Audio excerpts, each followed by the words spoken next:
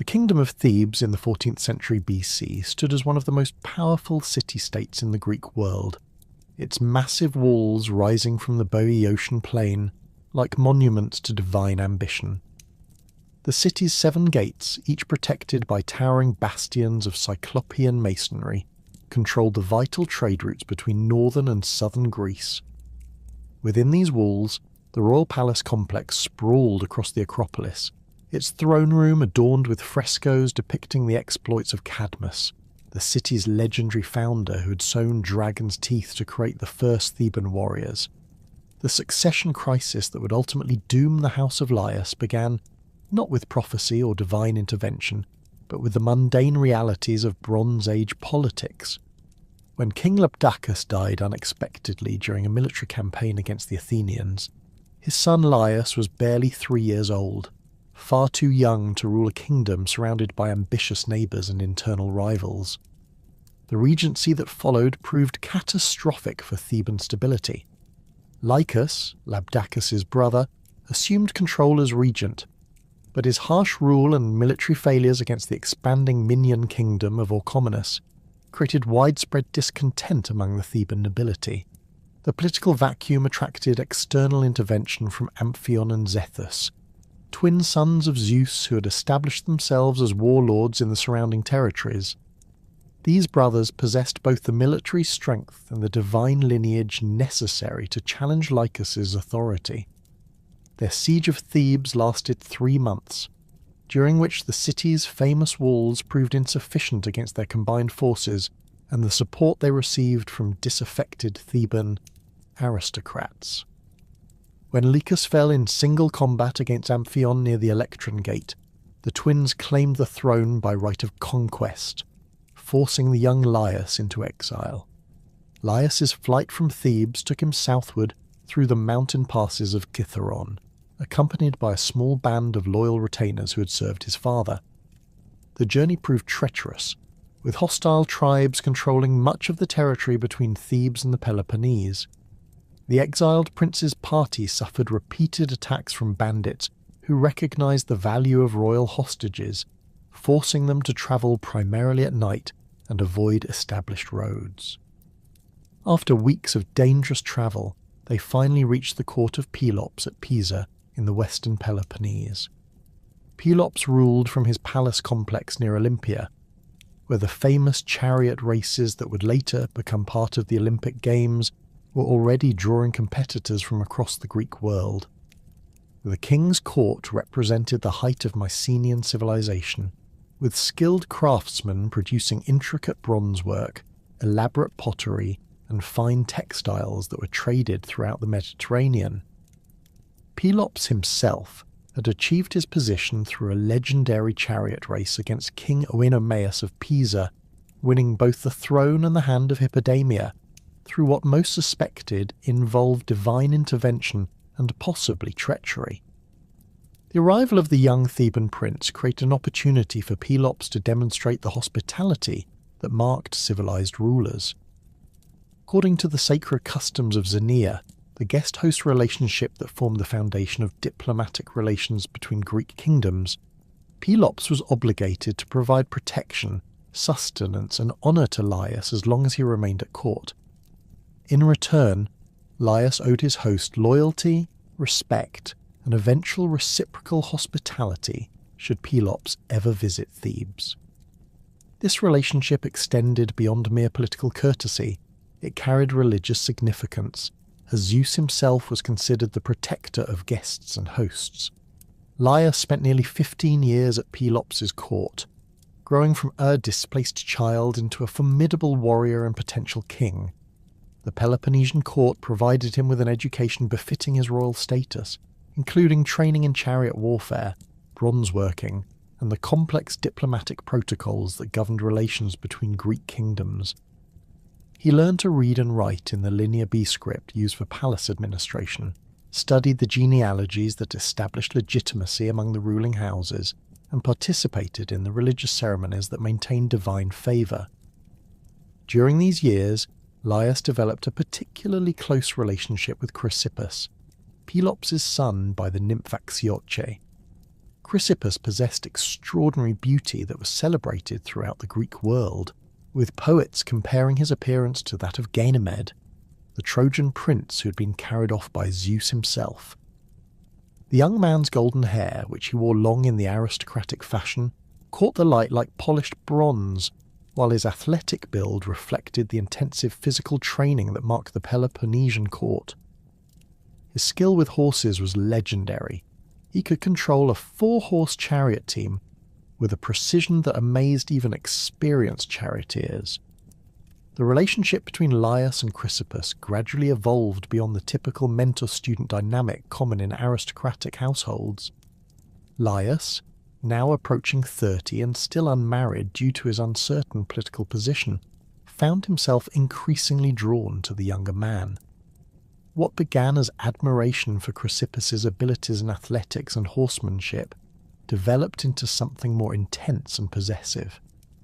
The exact nature of their relationship remains debated by ancient sources, but the consequences would prove catastrophic for both families. The crisis erupted during the Nemean Games, a major athletic festival that drew competitors and spectators from across the Greek world. Pelops had entered Chrysippus in the chariot races, confident that his son's skills would bring honour to their house. The games themselves took place in a natural amphitheatre surrounded by hills covered with olive groves, where temporary pavilions housed the various royal delegations. The chariot course, marked by turning posts at each end, stretched for nearly a mile across the valley floor. On the final day of competition, as Chrysippus prepared for the most prestigious race, Laius approached him with a proposal that violated every principle of Xenia. Rather than allowing his host son to compete and potentially win glory for Pelops' house, Laius convinced Chrysippus to flee with him back to Thebes. The plan involved stealing one of Pelops' finest chariots, a vehicle decorated with silver inlays and pulled by 4 matched horses that had been bred specifically for racing. The abduction occurred during the pre-race ceremonies, when attention was focused on the ritual sacrifices to Zeus and Poseidon. Laius and Chrysippus slipped away from the crowded pavilions and made their way to the royal stables, where the racing chariots were kept under guard. Using his intimate knowledge of the court's routines, Laius managed to overcome the guards and harness the horses without raising an immediate alarm. By the time their absence was discovered, the pair had already crossed the Alpheus River and begun their journey toward the mountain passes that led to central Greece. Pelops' reaction to this betrayal transcended ordinary anger. The violation of Xenia represented not merely a personal insult, but a fundamental attack on the religious and social order that governed relations between civilized peoples. The theft of his son and his prized chariot team constituted acts of war, while the timing during a sacred festival added sacrilege to the list of offences. Standing before the altar of Zeus, where he had been preparing to offer sacrifices for his son's success, Pelops raised his hands toward the heavens and pronounced a curse that would echo through generations. The curse that Pelops pronounced against Laius carried the full weight of divine authority. In the religious understanding of Bronze Age Greeks, curses pronounced by wronged parties, particularly when they involved violations of sacred customs, possessed real power to influence future events. Pelops called upon Zeus as protector of the guest-host relationship and upon the Erinyes, the ancient goddesses who punished crimes against family and social order, to ensure that Laius would never enjoy the fruits of his treachery. The specific terms of the curse declared that Laius would die by the hand of his own son, ensuring that his lineage would be destroyed by the same violence he'd introduced into Pelops' house. The theological implications of this curse reflected deep-seated Greek beliefs about hereditary guilt and divine justice. Unlike modern concepts of individual responsibility, ancient Greek religious thought recognized that certain crimes created pollution that could affect entire family lines across multiple generations. The pollution generated by Laius's violation of Xenia was understood to be so severe that it would require blood payment before the cosmic order could be restored. This concept of inherited guilt meant that Laius's future children would bear the consequences of their father's actions, regardless of their personal innocence or guilt. The journey back to Thebes proved far more difficult than Laius had anticipated. The stolen chariot, while magnificent, was designed for racing rather than long-distance travel across rough terrain. The horses, bred for speed and accustomed to the smooth surfaces of racing circuits, struggled with the rocky mountain paths and steep grades they encountered. Moreover, Pelops had immediately dispatched pursuit parties along all the major routes leading from Pisa, forcing Laius to take increasingly dangerous paths through territory controlled by hostile tribes. Chrysippus, initially willing participant in the flight, began to understand the magnitude of what they had undertaken as the journey progressed. The young man had never travelled far from his father's court and was unprepared for the hardships of life as a fugitive. The comfortable pavilions and elaborate meals of the Peloponnesian palace gave way to nights spent sleeping in caves and days sustained by whatever food they could forage or steal from isolated farmsteads. The psychological pressure of their situation, combined with the physical demands of constant travel, began to take its toll on both men. The relationship between Laius and Chrysippus deteriorated as they travelled northward through the territories of increasingly hostile tribes. What had seemed like romantic adventure in the sheltered environment of Pelops's court revealed itself as a desperate flight from consequences neither had fully considered. Chrysippus began to express regret for leaving his father's house, and questioned whether Laius's promises of power and position in Thebes were worth the suffering they were enduring. The final tragedy occurred as they approached the borders of Boeotia, within sight of the walls of Thebes. According to some accounts, Chrysippus took his own life rather than face the shame of returning to his father as a willing participant in the violation of Xenia. Other versions suggest that he died from injuries sustained during an attack by bandits who had been tracking their valuable chariot and horses. The most disturbing accounts, preserved in fragments of lost tragedies, hint that Laius himself killed Chrysippus when the young man threatened to return to his father and expose the true nature of their relationship. Regardless of the specific circumstances, Chrysippus's death ensured that Pelops's curse would follow Laius for the remainder of his life. The young man's body was returned to Pisa with appropriate honours, but the damage to the relationship between the two royal houses proved irreparable. Pelops refused all attempts at reconciliation and actively worked to prevent other Greek kingdoms from providing military support for Laius's eventual attempt to reclaim his throne in Thebes. Laius finally entered Thebes through the Pruted Gate during the early hours of a winter morning, accompanied by a small force of mercenaries he had recruited from various sources during his years of exile. The city he found bore little resemblance to the prosperous kingdom he had left as a child. Amphion and Zethus had proven to be competent military leaders, but poor administrators, and their focus on external conquests had left the internal economy in shambles. The palace complex showed signs of neglect, with several buildings requiring major repairs, and the famous frescoes faded from lack of maintenance. The brothers' deaths in separate military campaigns against the Phocians had left Thebes without clear leadership, creating the power vacuum that allowed Laius to reclaim his ancestral throne. However, his restoration came at a significant cost. The mercenary forces that had made his return possible required payment that strained the already depleted royal treasury, while the political alliances necessary to maintain his position forced him to make concessions to noble families who had supported Amphion and Zethus. More ominously, the curse pronounced by Pelops had begun to manifest in ways that troubled the new king. Laius found himself unable to father children despite multiple marriages arranged for political purposes. His first wife, a daughter of the powerful Cadmean noble family, died in childbirth after carrying a child that was stillborn. His second marriage, to a princess from the neighbouring kingdom of Orchomenus, ended when she fled back to her father's court, claiming that Laius was cursed by the gods. The Oracle of Delphi, situated in the sacred precinct of Apollo on the slopes of Mount Parnassus, represented the most authoritative source of divine guidance available to Greek rulers. The sanctuary complex, built at around a natural chasm from which intoxicating vapours emerged, had served as a centre of prophecy for centuries before Laius's time. The Pythia, the priestess who delivered Apollo's pronouncements, entered her prophetic trances by inhaling these vapours while seated on a bronze tripod positioned directly over the chasm.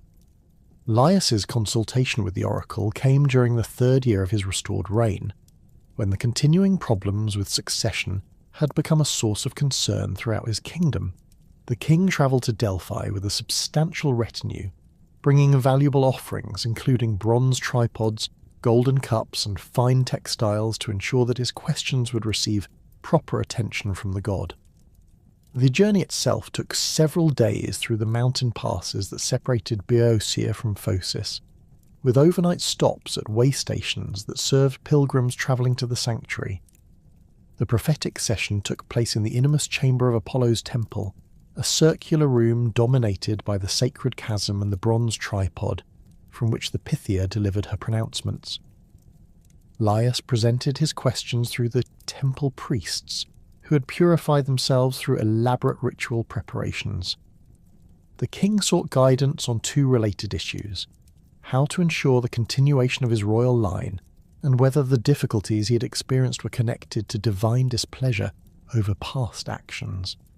The Pythia's response, delivered in the characteristic riddling style of Delphic prophecy, provided answers that Laius found both encouraging and deeply troubling. Apollo's oracle confirmed that the king would indeed father a son, but warned that this child would become his father's killer and bring destruction upon the house of Laius. The prophecy specifically stated that the son would kill his father and marry his mother, perpetuating the cycle of violence and pollution that had begun with the violation of Xenia at Pelops' court. The prophecy delivered at Delphi created an impossible dilemma for Laius. The oracle had confirmed that he would father a son, yet this same child was destined to become his murderer and perpetuate the curse that already plagued his lineage. For months following his return from the sacred sanctuary, the king wrestled with the theological and practical implications of Apollo's pronouncement. Ancient Greek religious understanding held that divine prophecies were immutable.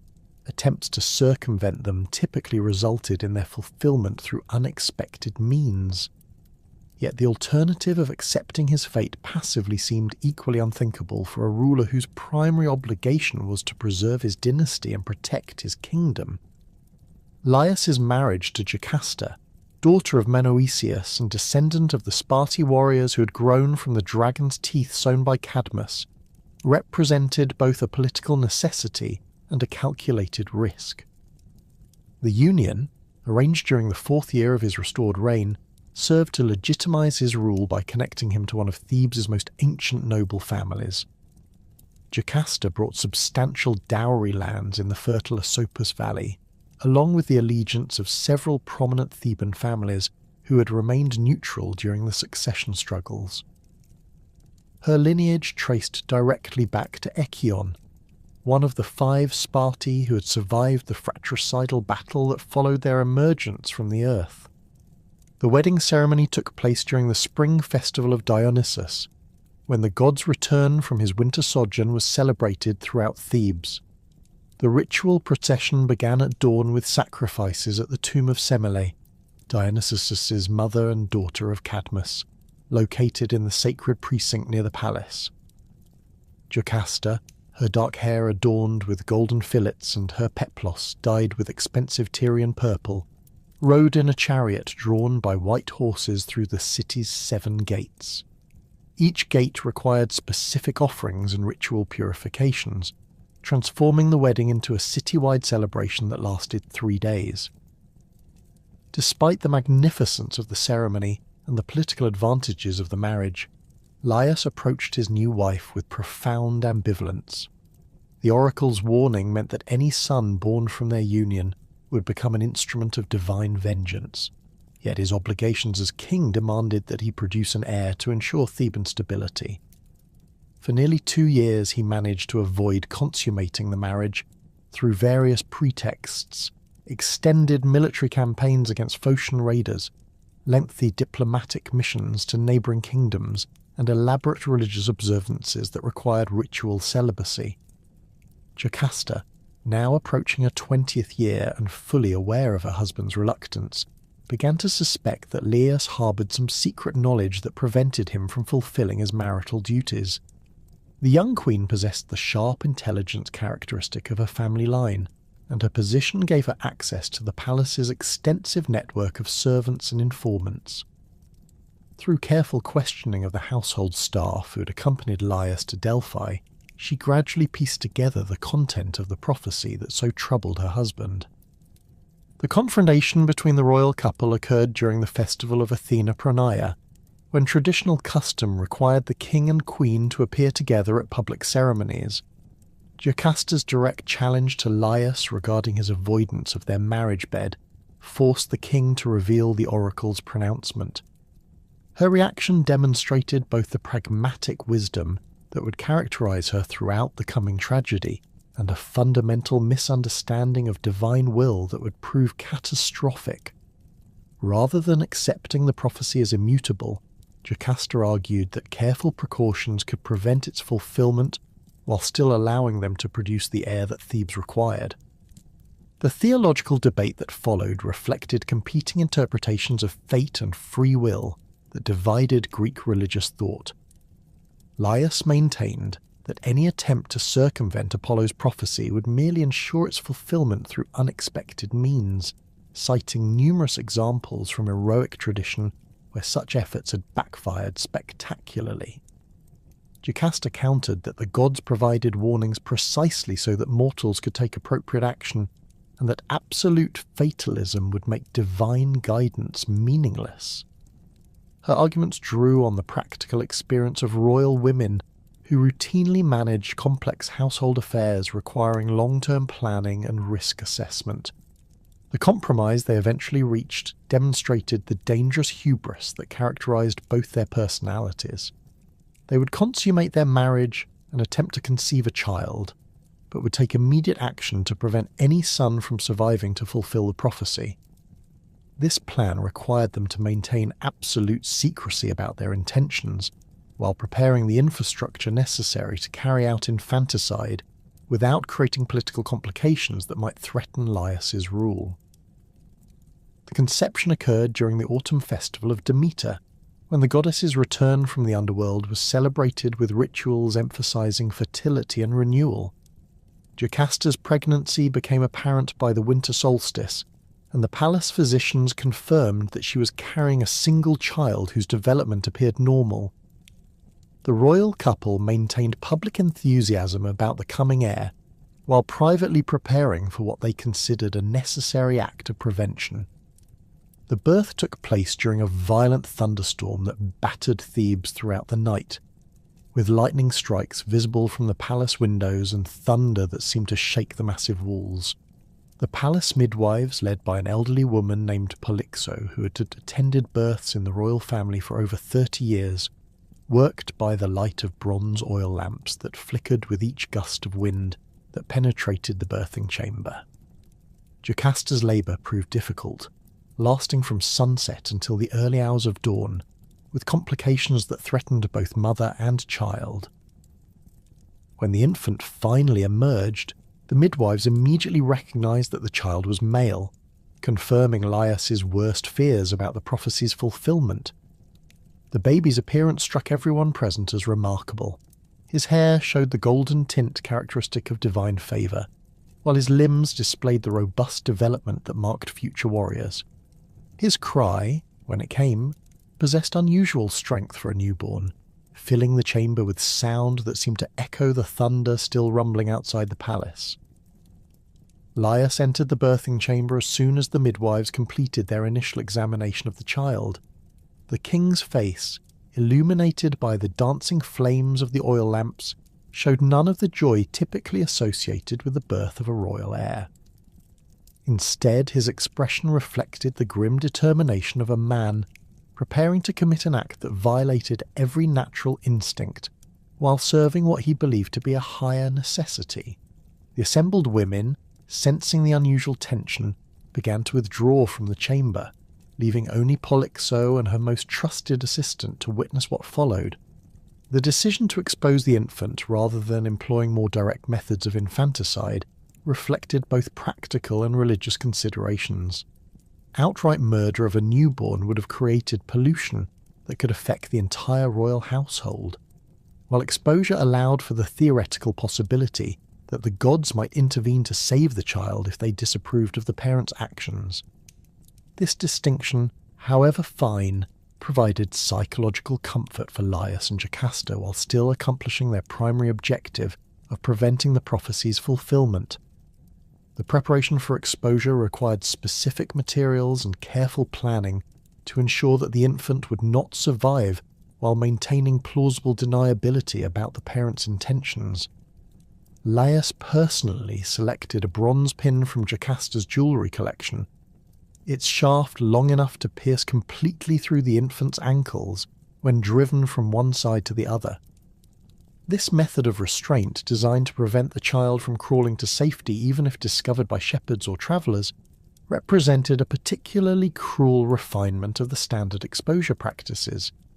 The actual piercing took place in the pre-dawn darkness, with only Laius and Polyxo present in the chamber. The king held the infant while the midwife, following his explicit instructions, drove the bronze pin through both ankles just above the heel bones. The baby's screams filled the chamber, but the thick stone walls of the palace prevented the sound from carrying to other parts of the building. The wound caused immediate swelling as blood pooled around the bronze shaft, creating the grotesque deformity that would later provide the child's name.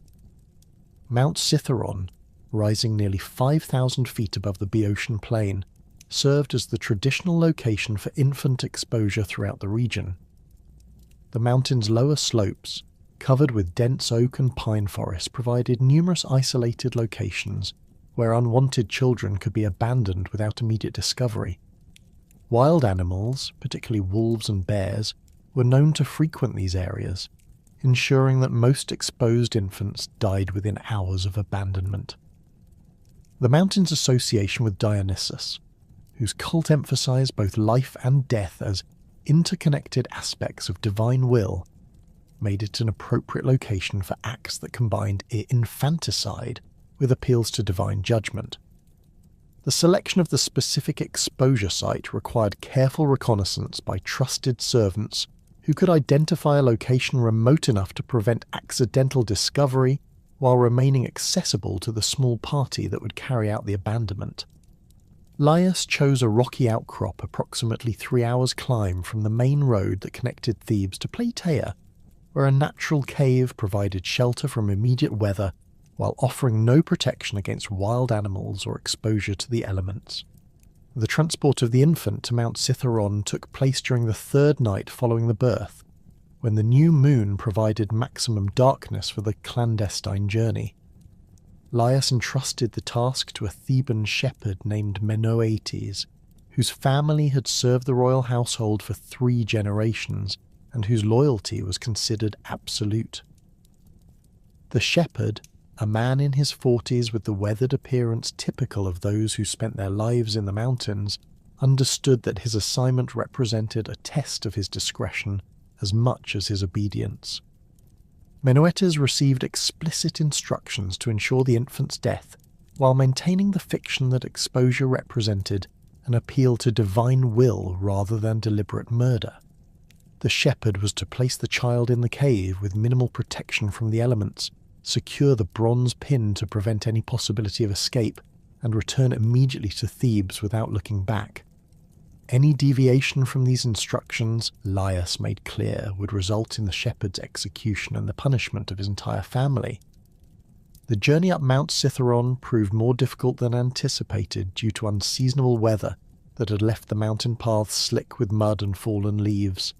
Menoetes, carrying the infant in a leather satchel designed for transporting newborn lambs, struggled with the steep grades and treacherous footing that characterized the mountain's lower slopes.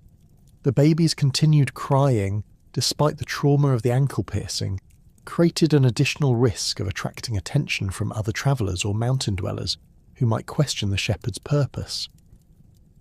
The cave selected for the exposure occupied a narrow ledge approximately 50 feet above the main path, accessible only through a dangerous climb that required both hands for most of its length. The interior, carved by centuries of water erosion, extended back into the mountainside for nearly 20 feet, with a sandy floor that showed evidence of use by various animals as a seasonal shelter. Ancient Greek religious tradition held that caves represented liminal spaces where the boundaries between the mortal world and divine realm became permeable, making them appropriate locations for acts that required divine judgment. Menœtius placed the infant near the cave's entrance, where the first light of dawn would illuminate the small form for any passers-by who might chance to look up from the path below. The baby's swollen ankles, now grotesquely distorted by the bronze pin and accumulated blood, made any movement impossible even if the child survived the initial hours of exposure. The shepherd completed his task by arranging the infant's swaddling clothes to provide minimal protection, while ensuring that the elements would complete what human action had begun. The return journey to Thebes should have concluded the royal couple's attempt to circumvent the prophecy, but divine will operated through channels that neither Laius nor Jocasta had anticipated. Unknown to Menœtius, his route down the mountain intersected with the territory regularly patrolled by shepherds from the neighbouring kingdom of Corinth, whose flocks grazed the higher meadows during the summer months before returning to the coastal plains for winter pasture. Among these Corinthian shepherds was a man named Euphorbus, whose reputation for kindness toward abandoned children had made him a figure of local legend. Euphorbus had previously rescued 3 exposed infants during his decades of mountain service, successfully raising 2 to adulthood while losing 1 to disease, despite his best efforts. His motivation stemmed partly from religious conviction that the gods disapproved of infant exposure, and partly from personal experience as an abandoned child who had been saved by similar circumstances. The discovery occurred during the early morning hours, when Euphorbus was leading his flock from their overnight shelter to the day's grazing grounds. The infant's cries, weakened by hours of exposure but still audible, drew the shepherd's attention to the cave entrance where Menœtius had left his burden. The sight of the pierced ankles and the obvious deliberate nature of the abandonment filled Euphorbus with the righteous anger that characterized those who viewed infant exposure as an abomination against natural law. The rescue presented immediate practical challenges that tested Euphorbus's experience with abandoned children. The bronze pin had to be carefully extracted to prevent further damage to the infant's feet, while the accumulated blood and swelling required treatment with herbs and techniques that the shepherd had learned during his previous rescues. The baby's condition appeared critical, with signs of exposure and dehydration that suggested survival was unlikely, even with immediate intervention. Euphorbus's decision to transport the infant to Corinth, rather than seeking help in nearby Theban settlements, reflected both practical considerations and an intuitive understanding that the child's abandonment involved political complications. The deliberate cruelty of the ankle piercing suggested royal or noble involvement, making it dangerous to seek assistance from Theban sources who might feel obligated to report the discovery to authorities. Corinth, as an independent kingdom with no particular loyalty to Thebes, offered a safer environment for raising a child whose origins might prove controversial. The journey to Corinth required 5 days of careful travel, with frequent stops to tend the infant's injuries and provide the constant care necessary to keep him alive. Euphorbus's experience with newborn animals proved invaluable in managing feeding schedules and recognizing signs of distress that might indicate life-threatening complications. The shepherd's own flock, trained to follow established routes with minimal supervision, allowed him to focus his attention on his human charge, while still maintaining his professional obligations. The arrival in Corinth coincided with the kingdom's celebration of the Isthmian Games, the athletic festival that drew competitors from throughout the Greek world to compete in honour of Poseidon. The city's population had swelled with visitors, creating an environment where one additional child might pass unnoticed among the crowds of athletes, spectators, and merchants who filled every available accommodation. This timing proved fortuitous for Euphorbus's plan to present the rescued infant to King Polybus and Queen Merope as a foundling worthy of royal adoption. The Corinthian royal couple's childlessness had become a source of increasing concern as Polybus entered his 5th decade without producing an heir to secure the kingdom's succession. Unlike Thebes, where political instability made royal adoption a risky proposition, Corinth's stable government and prosperous economy created conditions where a foundling of unknown parentage might be accepted as a legitimate successor if he demonstrated appropriate qualities of leadership and divine favour. Euphorbus's presentation of the infant to the royal court required careful preparation and strategic timing to maximise the chances of acceptance. The shepherd chose to approach Queen Merope directly, knowing that her maternal instincts and political acumen would make her a more receptive audience than the king, whose concerns would focus primarily on questions of legitimacy and succession law. The meeting took place in the palace's women's quarters, where Merope held regular audiences for petitioners seeking royal intervention in domestic disputes and family matters. The queen's reaction to the infant exceeded Euphorbus's most optimistic expectations. Merope, whose own childlessness had been attributed to divine displeasure over some unknown transgression, immediately interpreted the shepherd's arrival as a sign that the gods had finally answered her prayers for a son. The baby's remarkable beauty, despite the disfiguring ankle wounds, suggested divine favour that might extend to the royal couple who chose to raise him. The timing of his discovery during the Isthmian Games added additional significance, as Poseidon's festival was considered particularly auspicious for new beginnings and divine interventions. The formal adoption process required consultation with Corinth's religious authorities and legal experts to ensure that the foundling's unknown parentage would not create succession complications in future generations. The ankle wounds, which had begun to heal under Euphorbus's care but left permanent scarring and swelling, provided the basis for the name that would follow the child throughout his life. The Greek word Oedipus, meaning swollen foot, captured the most obvious physical characteristic while avoiding questions about his true origins that might prove politically inconvenient. The theological implications of the rescue and adoption created complex questions about divine will and human agency that would trouble Greek religious thinkers for generations.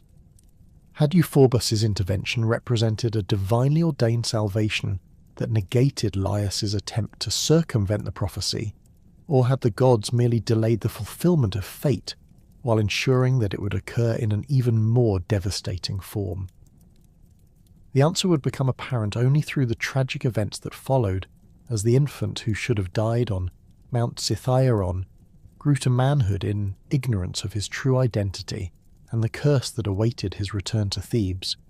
The infant who had been abandoned to die on Mount Cithaeron began his new life in the opulent palace complex of Corinth, where King Polybus and Queen Merope welcomed him as their divinely granted son.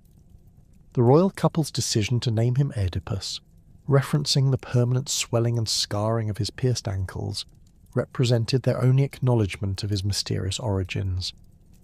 Within months of his arrival, the child had been fully integrated into the Corinthian royal household, with his true parentage becoming a carefully guarded secret, known only to Euphorbus, the royal couple, and their most trusted advisors.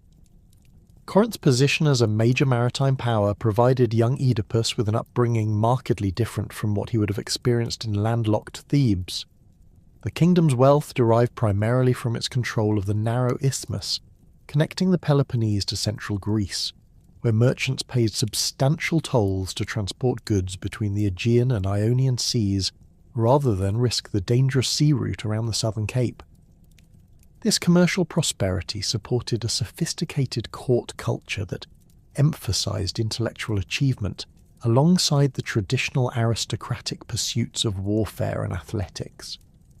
The palace where Oedipus spent his childhood occupied a commanding position on the Acra Corinth, the massive limestone outcrop that rose nearly 2,000 feet above the surrounding coastal plain.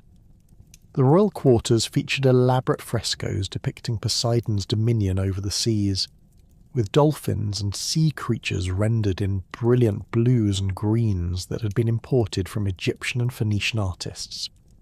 The floors consisted of polished marble inlaid with geometric patterns that reflected the mathematical precision valued in Corinthian craftsmanship, while bronze braziers provided warmth during the winter months when cold winds swept down from the mountains of Arcadia.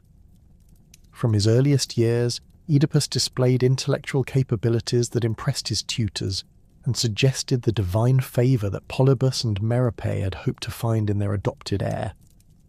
The boy learned to read and write in both the Linear B script used for palace administration and the newer alphabetic system that Greek merchants had adapted from Phoenician traders.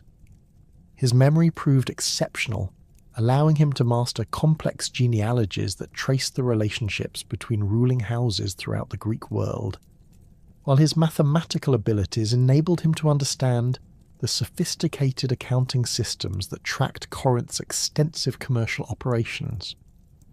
The prince's education followed the comprehensive curriculum considered essential for future rulers in the Bronze Age Mediterranean world.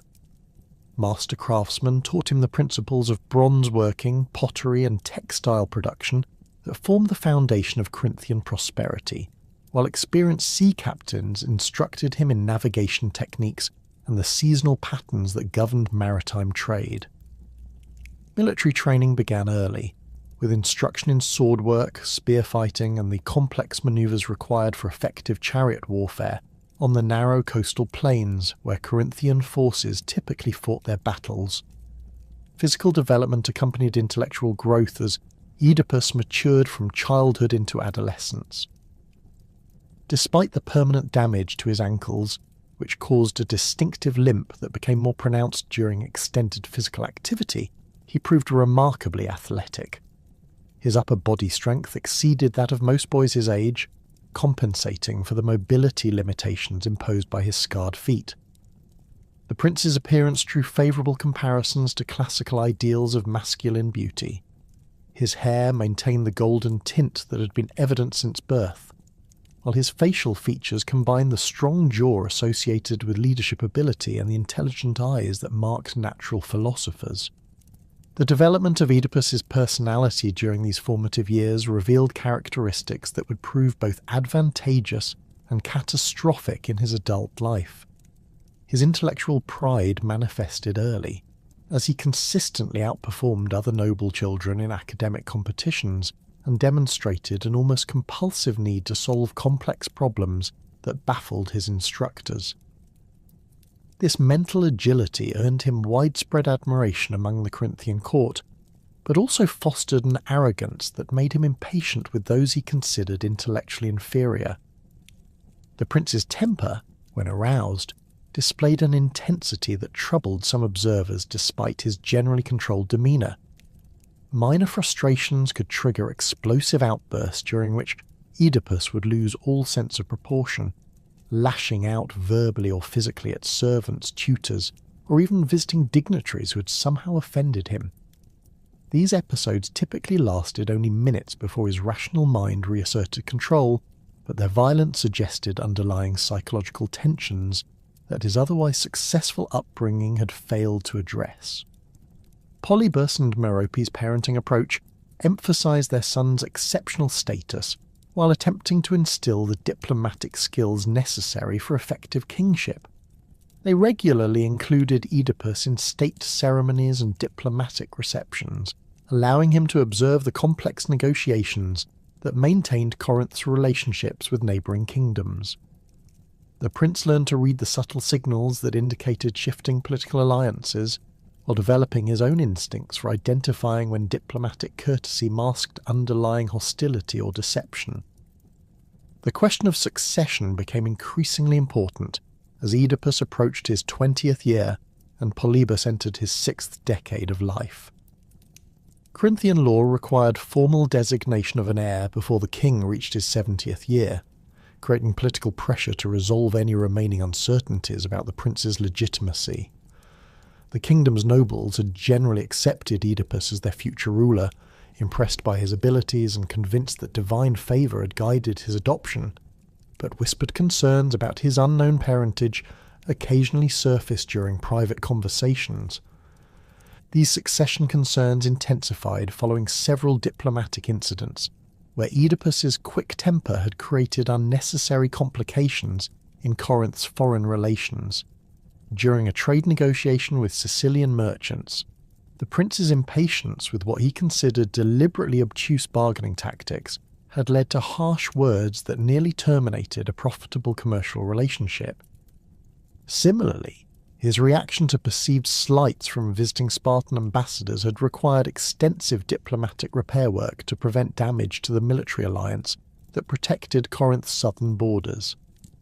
The critical moment that would shatter Oedipus's confident understanding of his identity occurred during the annual festival of Dionysus, when Corinthian nobles gathered for 3 days of religious ceremonies followed by elaborate banquets that celebrated the kingdom's prosperity. The festival's timing coincided with the spring equinox, when the god's return from his winter journey symbolized renewal and the revelation of hidden truths. The palace's great hall, decorated with garlands of ivy and grapevines sacred to Dionysus, accommodated nearly 200 guests representing the most prominent families in Corinthian society. The banquet on the festival's final evening featured the kingdom's finest wines, including vintages that had been aging in underground storage chambers for over a decade. The drinking proceeded according to established customs, with formal toasts honouring the gods, the royal family, and the continued prosperity of Corinth. As the evening progressed and the wine's effects became more pronounced, conversations grew louder and less restrained, with guests sharing gossip and expressing opinions that sobriety would normally have kept private. Oedipus occupied the place of honour at the high table, positioned between his adoptive parents and directly facing the assembled nobility. His consumption of wine had been moderate compared to many guests, but sufficient to lower his usual guard against displaying the intellectual arrogance that sometimes alienated his social equals. When conversation turned to recent military victories achieved by various Greek kingdoms, the prince made several pointed observations about tactical errors that had prolonged campaigns unnecessarily, demonstrating the kind of analytical superiority that had marked his education. The nobleman whose drunken revelation would destroy Oedipus's peace of mind was Alcander, a wealthy merchant whose family had served Corinthian royalty for 3 generations. Alcander's consumption of wine had reached the point where his judgment was severely impaired, but his memory remained sharp enough to recall details that sobriety would have warned him to keep private. The merchant's resentment of Oedipus's condescending tone during the military discussion, combined with long-standing jealousy over the prince's favoured position, created the psychological conditions for a devastating indiscretion. The attack came without warning during a brief lull in the general conversation, when Alcander's voice carried clearly throughout the great hall. He questioned whether someone who was not truly Polybus's son had any right to speak with such authority about matters of state, suggesting that foundlings should show more humility when addressing their betters. The merchant's words implied knowledge of Oedipus's true origins that went beyond the carefully constructed fiction that had protected the prince's legitimacy for 2 decades. The immediate reaction in the great hall demonstrated the explosive nature of Alcander's accusation. Conversation stopped abruptly as guests turned to observe Oedipus's response, while Polybus and Merope exchanged glances that revealed their recognition of the crisis that had just erupted. The prince himself remained motionless for several seconds, his face displaying the kind of controlled fury that had marked his most dangerous childhood outbursts. When he finally spoke, his voice carried a deadly quiet that was more threatening than any shouted response would have been. Oedipus's demand for clarification of Alcander's statement created an impossible situation for everyone present. The merchant, suddenly aware of the magnitude of his indiscretion, attempted to withdraw his words by claiming that wine had made him speak foolishly. However, the damage had been done. The suggestion that the prince was not Polybus's biological son had been voiced publicly, creating doubts that could not be easily dismissed. The assembled nobles waited to see how their future king would handle this challenge to his legitimacy. The confrontation that followed revealed both Oedipus's intellectual capabilities and the psychological vulnerabilities that his privileged upbringing had created. Rather than responding with the physical violence that his expression suggested, the prince employed his superior rhetorical skills to dissect Alcandar's statement and expose the logical implications of what had been suggested. If he was indeed a foundling rather than Polybus's natural son, then his entire understanding of his identity and destiny was based on deception, making him complicit in fraud against the Corinthian people who expected legitimate royal succession. The theological dimensions of the accusation added another layer of complexity to the crisis. If Oedipus was not truly Polybus's son, then his adoption might represent either divine intervention that legitimized his rule, or human deception that mocked the god's authority over royal succession. The distinction was crucial for determining whether his future kingship would carry divine sanction or constitute a violation of sacred law that could bring disaster upon Corinth. Polybus's intervention in the confrontation demonstrated the diplomatic skills that had made him an effective ruler, while revealing the fundamental weakness of the deception he and Merope had maintained for 20 years. The king's attempt to dismiss Alcandar's accusation as drunken nonsense lacked the conviction necessary to completely reassure either his son or the assembled nobles. His explanation that wine often made men say foolish things failed to address the specific nature of the merchant's knowledge, or explain how such detailed misinformation could have originated. The banquet's conclusion left Oedipus in a state of psychological turmoil that would dominate his thoughts for months afterward. The prince's attempts to extract more information from his adoptive parents met with evasive responses that convinced him that significant aspects of his origins remained hidden. Polybus and Merope's obvious discomfort when questioned about his infancy and early childhood provided circumstantial evidence that Alcandar's accusation contained at least some element of truth. The impact on Oedipus's sense of identity proved devastating in ways that went beyond simple questions of legitimacy. The prince had built his entire self-concept around his status as heir to Corinth's throne and his exceptional abilities that seemed to justify his privileged position. The suggestion that his royal birth was fictional rather than factual undermined not only his political prospects, but also his understanding of his own nature and destiny. If he was not truly Polybus's son, then who was he, and what did the gods intend for his future? The psychological pressure created by these unanswered questions drove Oedipus to seek resolution through the most authoritative source of divine guidance available to Greek rulers. The Oracle of Delphi represented Apollo's direct communication with mortals, providing prophecies that were considered absolutely reliable even when their meaning remained obscure. The prince's decision to consult the oracle reflected both his intellectual need for definitive answers and his growing desperation to resolve the uncertainty that was consuming his peace of mind. The journey to Delphi required careful preparation to avoid creating additional political complications for Corinth's relationship with neighbouring kingdoms. Oedipus travelled with a small retinue of trusted servants, following the established routes that pilgrims used to reach Apollo's sanctuary, while avoiding territories where his identity might create diplomatic incidents. The prince's departure from Corinth was officially described as a religious pilgrimage to seek the god's blessing for his future reign, concealing the personal crisis that actually motivated his journey. The consultation with the Pythia took place during the sacred month when Apollo was believed to be present in his temple, ensuring that the prophecies delivered would carry the god's full authority. Oedipus presented his questions through the established ritual procedures, offering valuable gifts including gold cups and fine textiles to demonstrate proper respect for the deity. His inquiry focused on his true parentage and the implications for his future role as Corinth's ruler, seeking divine clarification that would resolve the doubts raised by Alcandar's accusation. The oracle's response exceeded Oedipus's worst fears while completely failing to address the specific questions he had posed. Rather than clarifying his parentage or confirming his legitimacy as Polybus's heir, the Pythia delivered a prophecy that predicted he would kill his father and marry his mother, perpetuating a cycle of violence and pollution that would destroy his family line.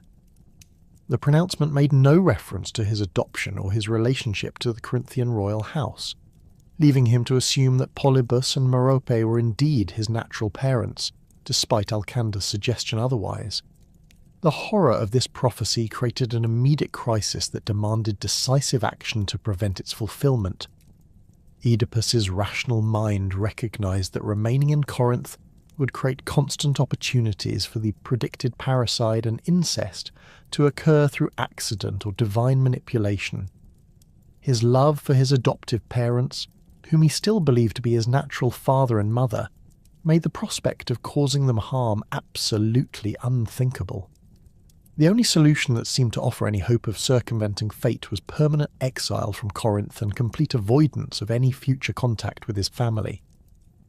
The decision to flee Corinth represented both a desperate attempt to protect those he loved and a fundamental misunderstanding of how divine prophecies operated in Greek religious thought. Oedipus's belief that geographical distance could prevent fate's fulfillment reflected the same hubris that had characterized his intellectual approach to other complex problems. His confidence in his ability to outwit the gods through careful planning and rational analysis would prove to be the very mechanism through which the prophecy would achieve its devastating fulfillment. The departure from Corinth took place during the early hours before dawn, when the palace guards were changing shifts, and the likelihood of encountering witnesses was minimal. Oedipus had spent the previous night in restless preparation, gathering essential supplies while maintaining the appearance of normal routine to avoid arousing suspicion among the household staff. His selection of items reflected both practical necessity and the psychological need to maintain some connection to his former identity: a bronze sword that had been a gift from Polybus, a leather travelling cloak lined with wool from the royal flocks, and a small pouch containing gold coins bearing Corinth's distinctive Pegasus symbol. The prince's method of departure demonstrated the careful planning that characterized his approach to complex problems, even under extreme emotional stress.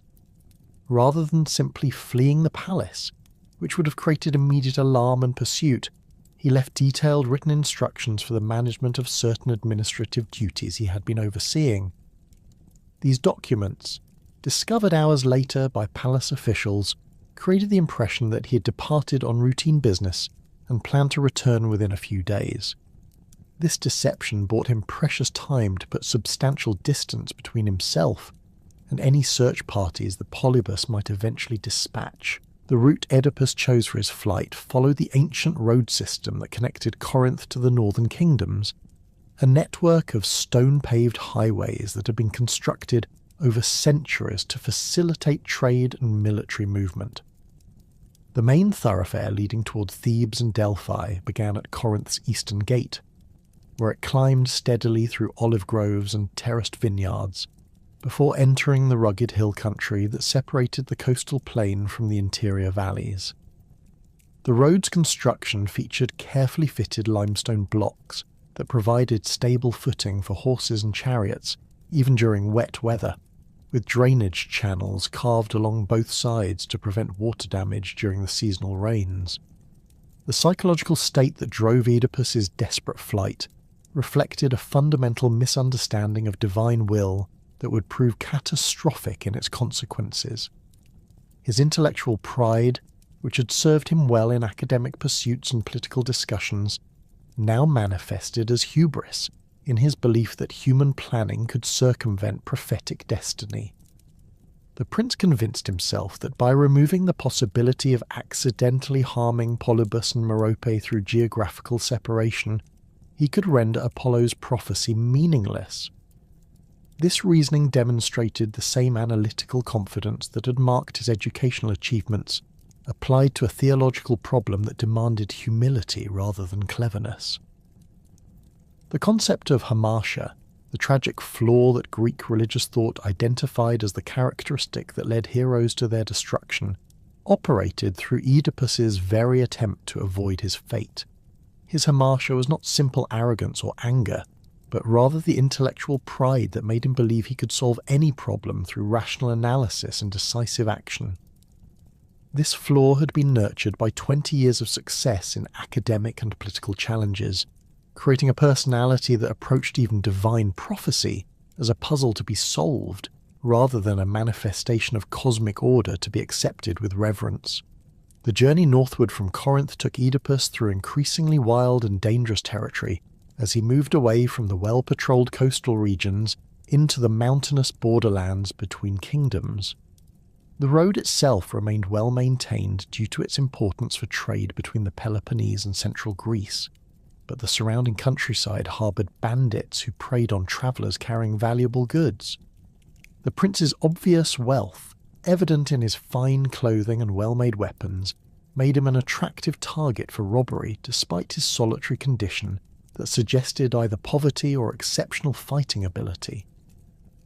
After 3 days of steady travel, Oedipus reached the region where 3 major roads converged at a crossroads that had served as a landmark for centuries. The intersection lay in a narrow valley between steep hills covered with scrub oak and wild olive trees, where the main highway from Corinth met roads leading to Delphi and Daulis. Ancient tradition held that crossroads possessed special significance as places where different destinies might intersect, making them appropriate locations for important decisions or divine interventions. Stone markers erected by various kingdoms indicated distances to major cities and warned travellers about bandit activity in the surrounding hills. The symbolism of the 3-way crossroads perfectly embodied the intersection of fate and free will that would determine Oedipus's destiny.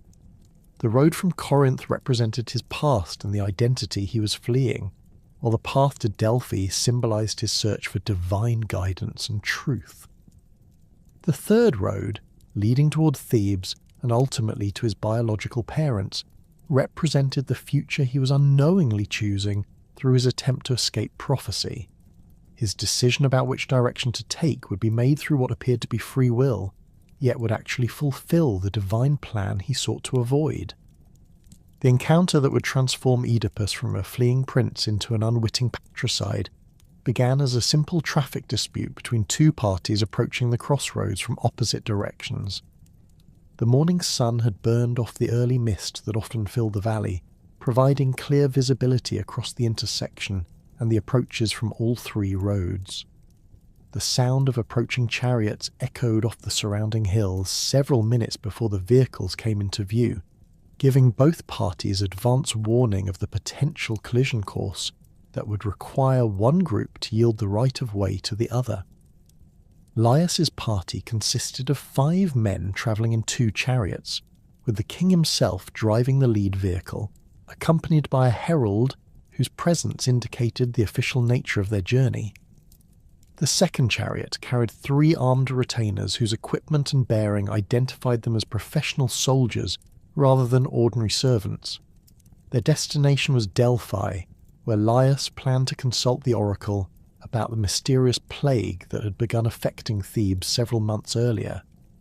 The king's decision to make this journey personally, rather than sending representatives, reflected both the severity of the crisis and his need for definitive divine guidance. The composition of Laius's travelling party reflected the security concerns that governed royal movement during this period of political instability. The king's chariot, constructed of seasoned oak reinforced with bronze fittings, featured high sides that provided protection against arrows while allowing the occupants to fight effectively with spears and swords. The horses, a match pair of bay stallions bred specifically for royal service, had been selected for their combination of speed, endurance, and steady temperament under combat conditions. Their harness work displayed the intricate bronze decoration that marked royal equipment, with designs featuring the 7-gated city that served as Thebes' heraldic symbol. Laius himself, now in his 53rd year, showed the physical effects of 2 decades of kingship marked by constant political and military pressures. His once golden hair had turned predominantly grey, while his face bore the lines that came from years of making decisions that affected thousands of lives. His clothing reflected both his royal status and the practical requirements of travel, a purple-dyed woolen cloak over a bronze-reinforced leather corselet, with a sword whose ivory handle had been carved with scenes from Theban mythology. The king's expression as he approached the crossroads revealed the preoccupation that had characterized his demeanor since the plague's onset. The herald travelling with Laius bore the staff of office that identified his diplomatic immunity and his authority to speak for the king in official matters. His role in the party extended beyond simple message carrying to include the ceremonial functions that maintained royal dignity during public appearances. The herald's presence also served a practical security purpose, as his trained voice could summon assistance from considerable distances, and his knowledge of diplomatic protocols might prevent minor incidents from escalating into serious confrontations. Oedipus's approach to the crossroads from the southern road created a situation that demanded careful negotiation to avoid conflict between two parties of roughly equal status. The prince's solitary condition might have suggested lower social rank that would require him to yield precedence, but his obvious wealth and noble bearing indicated that he deserved respectful treatment rather than peremptory orders to move aside. The proper resolution would have involved a brief exchange of courtesies to determine relative precedence, followed by the gracious yielding of the right of way by whichever party held lower status. The critical moment arrived when both parties reached the intersection simultaneously, creating a standoff that required immediate resolution to prevent traffic blockage on all three roads.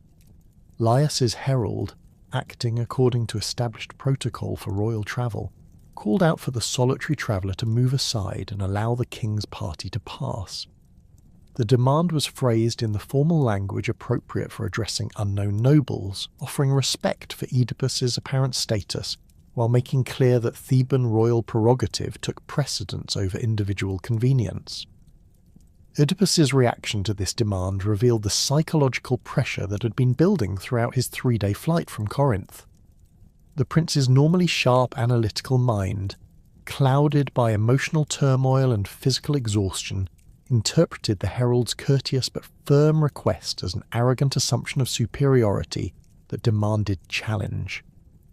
His response reflected not only his natural pride, but also the defensive anger of someone whose entire sense of identity had been shattered by recent revelations about his origins and destiny. The verbal exchange that followed escalated rapidly from formal courtesy to personal insult as both parties misread the other's intentions and social status. Oedipus's refusal to acknowledge Theban precedents prompted increasingly sharp language from the herald, who interpreted the prince's defiance as deliberate disrespect for royal authority. The situation deteriorated further when Laius himself intervened, adding his voice to the demand that the young man move aside and show proper deference to his betters. The moment when words gave way to violence occurred when one of Laius's retainers, acting on what he interpreted as royal authorization, moved to physically force Oedipus from the roadway. The soldier's approach with drawn sword transformed a verbal dispute into a life-threatening confrontation that triggered the prince's combat training and unleashed the explosive temper that had marked his most dangerous childhood outbursts. The transition from negotiation to battle happened so quickly that neither party had time to reconsider the escalation or seek alternative solutions. Oedipus's response to the physical threat demonstrated both his exceptional fighting skills and the lethal consequences of his uncontrolled anger. The prince's sword work, honed through years of training with Corinth's finest weapons masters, proved devastatingly effective against opponents who had expected to intimidate a lone traveller into submission. His first strike killed the retainer who had threatened him, while his rapid follow-up attacks prevented the remaining soldiers from coordinating an effective defence against his assault. The battle at the crossroads lasted less than 5 minutes, but its consequences would echo through generations of Greek tragedy. Laius, trapped in his chariot by the confined space and the bodies of his fallen retainers, became an easy target for Oedipus's final attack. The king's death occurred when the prince's sword thrust penetrated between the bronze plates of his corselet, piercing his heart and ending the life of the man who had ordered his exposure 20 years earlier. Neither father nor son recognized the other during their brief, violent encounter. The sole survivor of Laius's party was a servant who had been driving the second chariot and managed to escape during the confusion of battle. This man, whose survival would later provide crucial testimony about the king's death, fled northward toward Delphi rather than attempting to continue to Thebes with news of the disaster. His decision reflected both personal cowardice and a realistic assessment that a lone survivor's account of the incident would be difficult to verify and might result in punishment for failing to protect his master. The aftermath of the violence left Oedipus standing among the bodies of 5 men whose deaths he had caused in what seemed like justified self-defense against unprovoked aggression. The prince's examination of the fallen revealed the royal insignia that identified the party's leader, but provided no indication of which kingdom they had served or why their journey had brought them to this remote crossroads. The elaborate equipment and obvious wealth of the victims suggested important political connections that might create future complications for their killer. The discovery of Laius's identity would have provided Oedipus with crucial information about his own origins, but the king carried no documents or personal items that revealed his connection to Thebes or his relationship to the infant who'd been exposed on Mount Cithaeron.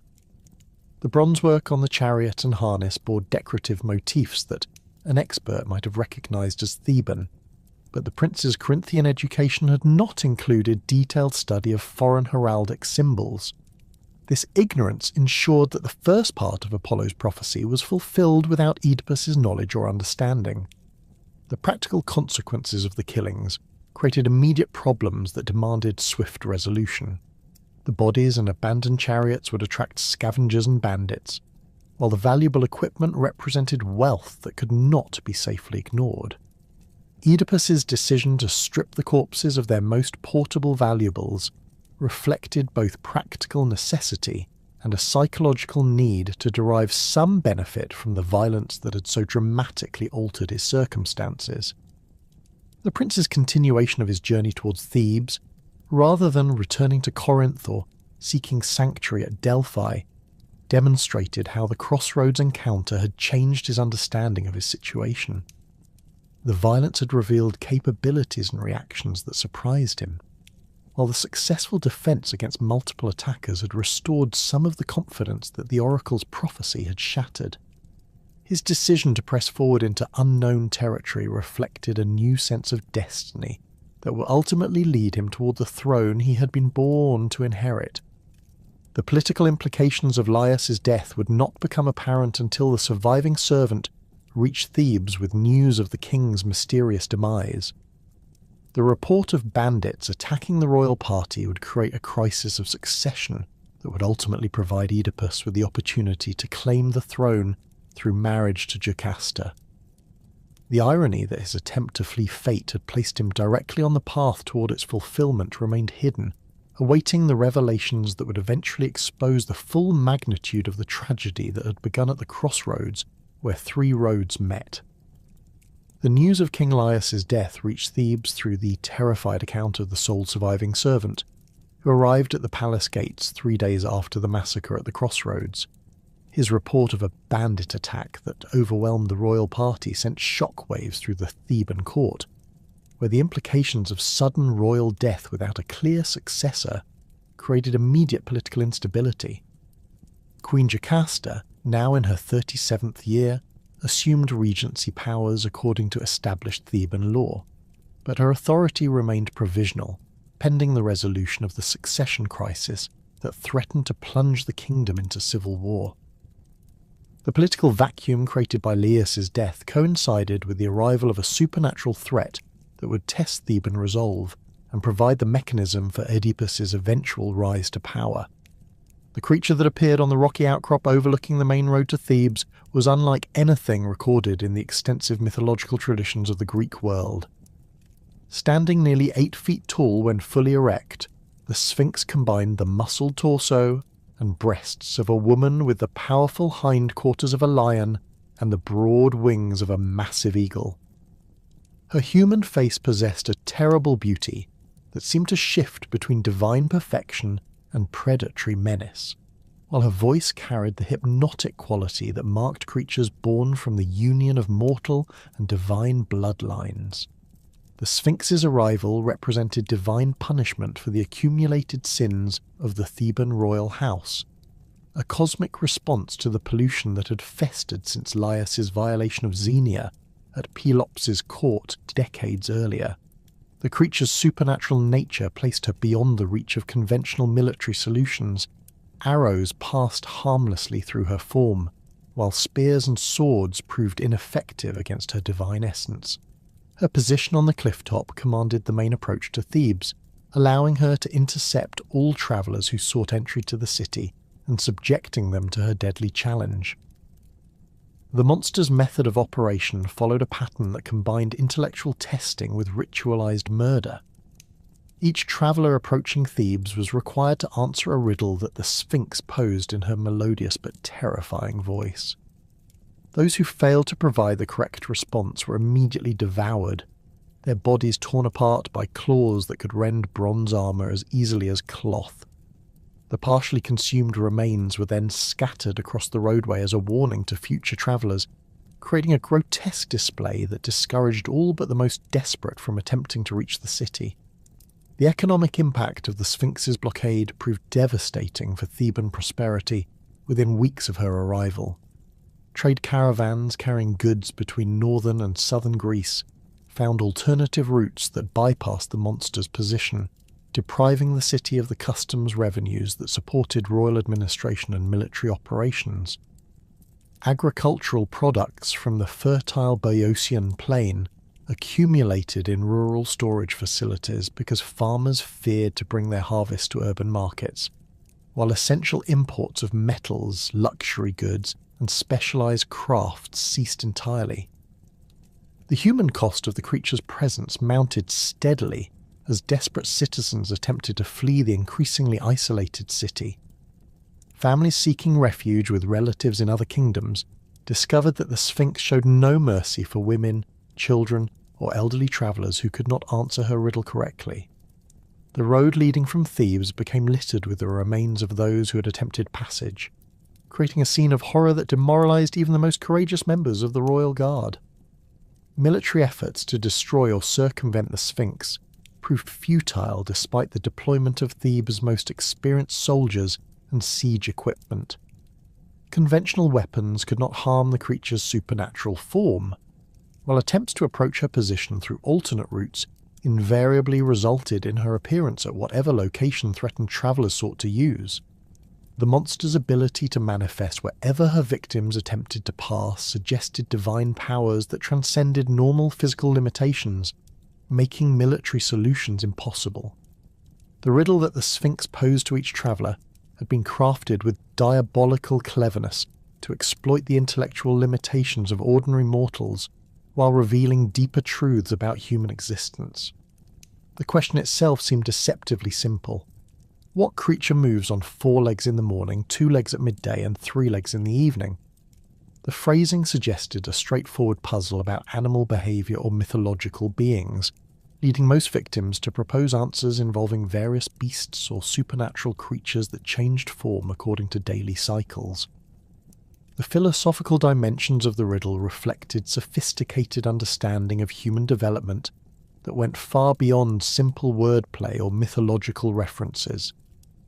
The creature described in the Sphinx's question was humanity itself, progressing through the stages of life from crawling infancy through upright adulthood to the supported old age that required walking sticks for mobility.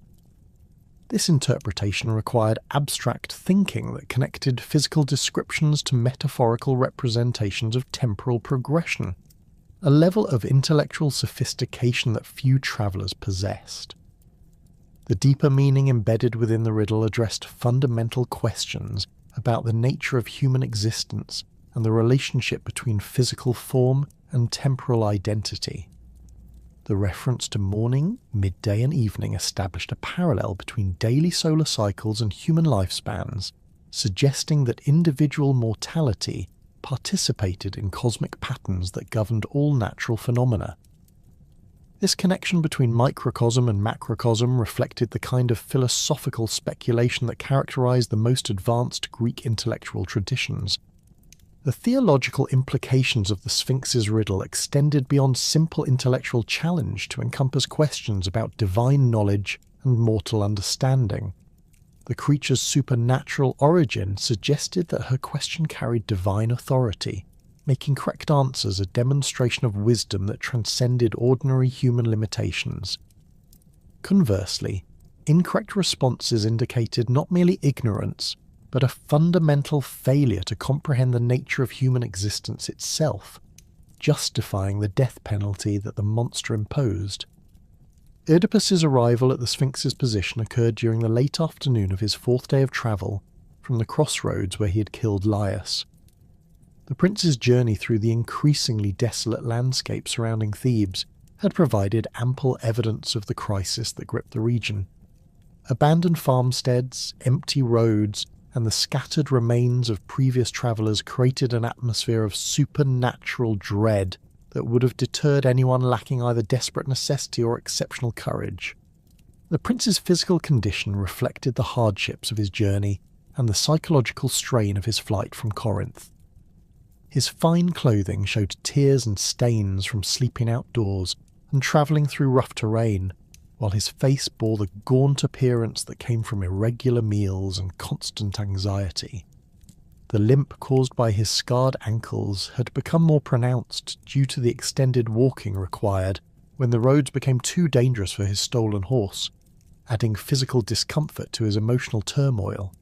The encounter between Oedipus and the Sphinx began when the creature's shadow fell across the road as the prince approached the rocky outcrop that served as her perch. The monster's appearance in full daylight revealed details that previous survivors had been too terrified to observe clearly. Her lion's body displayed the golden fur and powerful musculature of a prime hunting cat, while her eagle's wings showed the dark bronze coloration and impressive span that marked birds of prey capable of carrying off adult sheep. The human elements of her form possessed the classical beauty that Greek artists associated with divine beings, but with an underlying predatory quality that suggested barely contained violence. The Sphinx's voice, when she spoke the traditional challenge, carried musical tones that seemed to resonate within Oedipus's chest cavity, while simultaneously creating an almost hypnotic effect that dulled his sense of immediate danger. Her pronunciation of the riddle followed the established ritual that had claimed dozens of previous victims, but the prince's exceptional education and analytical abilities allowed him to approach the question with intellectual tools that ordinary travellers lacked. Oedipus's initial reaction to the riddle demonstrated the systematic thinking that had characterized his academic achievements in Corinth. Rather than immediately proposing an answer based on superficial interpretation, he mentally dissected the question's components to identify patterns and relationships that might reveal the intended solution. His analysis focused on the numerical progression from 4 to 2 to 3 legs, the temporal references to morning, midday and evening, and the assumption that a single creature could undergo such dramatic physical transformations.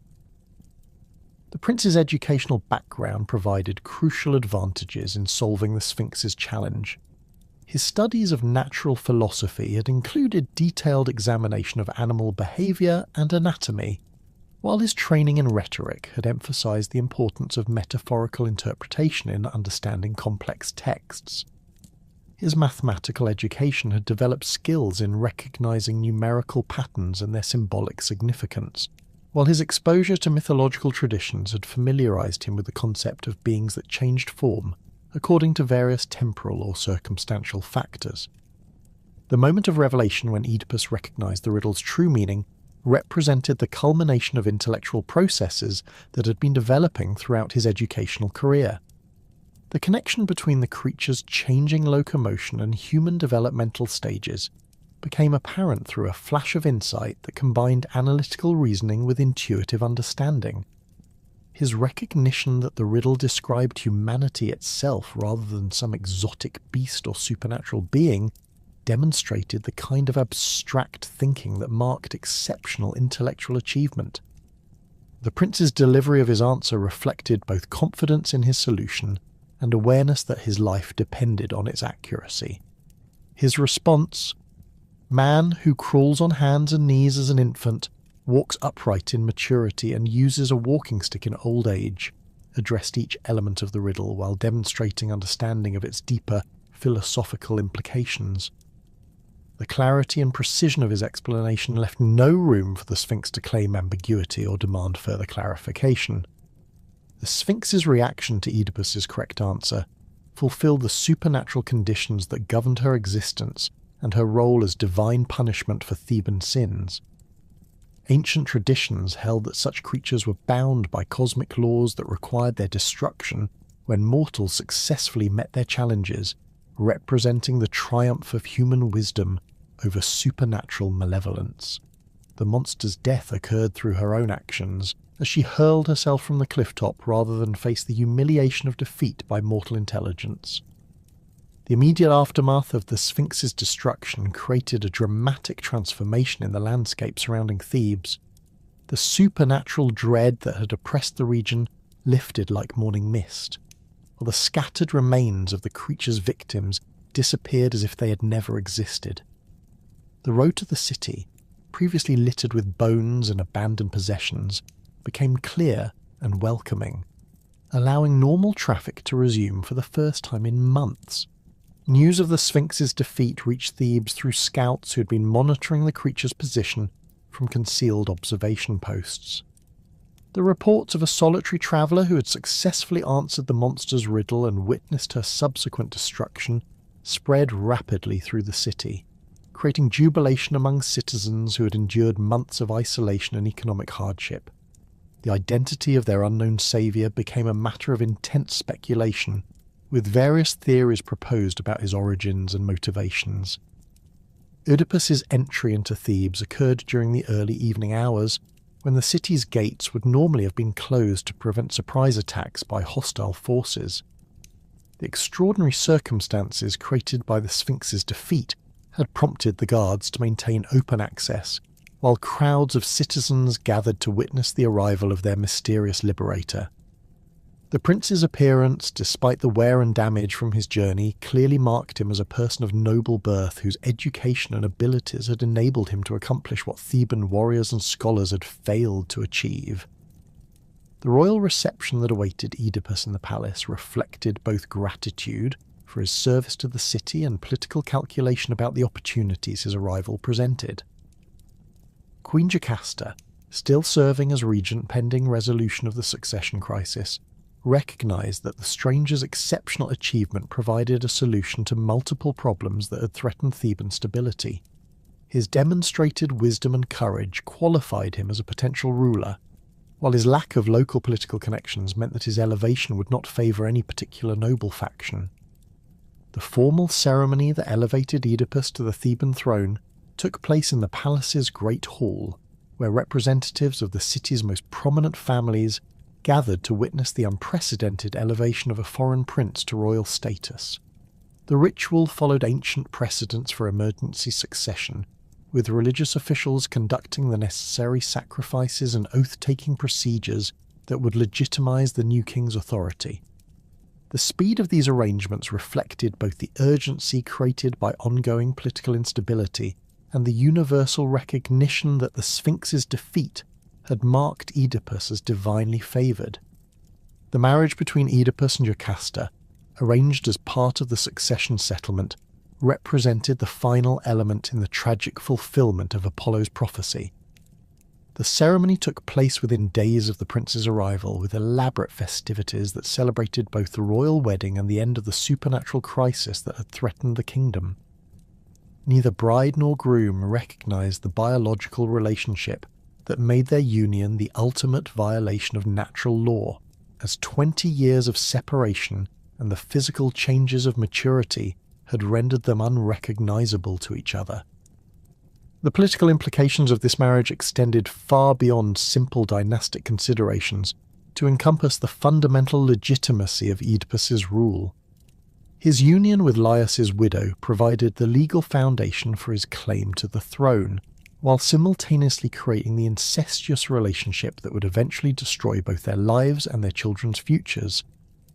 The irony that his flight from fate had led him directly to its fulfillment remained hidden beneath the surface of apparent triumph and divine favour. The transformation of Thebes under Oedipus's rule began within weeks of his marriage to Jocasta, as the new king's exceptional administrative abilities and strategic vision reversed decades of political stagnation and economic decline. The royal couple's union had provided the legal foundation for legitimate succession, while creating a partnership that combined Oedipus's analytical intelligence with Jocasta's intimate knowledge of Theban politics and social dynamics. Their complementary skills enabled rapid implementation of reforms that addressed the kingdom's most pressing problems, while establishing the institutional framework for sustained prosperity. The economic revival that marked the early years of Oedipus's reign reflected his systematic approach to identifying and resolving the structural weaknesses that had plagued Theban administration since the chaotic period following Labdacus's death.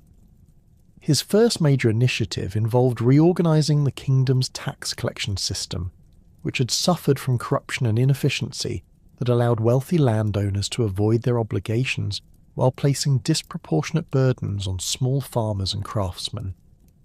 The new assessment procedures, based on detailed surveys of agricultural productivity and commercial activity, created a more equitable distribution of fiscal responsibility that increased royal revenues while reducing popular resentment of government demands. The restoration of Thebes' position as a major trading centre required extensive infrastructure improvements that demonstrated Oedipus's understanding of the relationship between transportation networks and commercial prosperity. His engineers, recruited from throughout the Greek world, supervised the repair and expansion of the road system that connected Theban markets to neighbouring kingdoms and distant trading partners. The project involved reconstructing damaged bridges across the Oedipus and Ismenus rivers, improving drainage systems that prevented seasonal flooding of major thoroughfares, and establishing way stations that provided security and services for merchant caravans travelling between northern and southern Greece. The agricultural reforms implemented during the second year of Oedipus's reign addressed the chronic food shortages that had weakened Theban military capacity and created social unrest among the urban population. His agricultural advisors, drawn from the most successful farming regions of Boeotia, introduced new cultivation techniques that increased crop yields while reducing the labour requirements that had made farming unprofitable for many small landowners.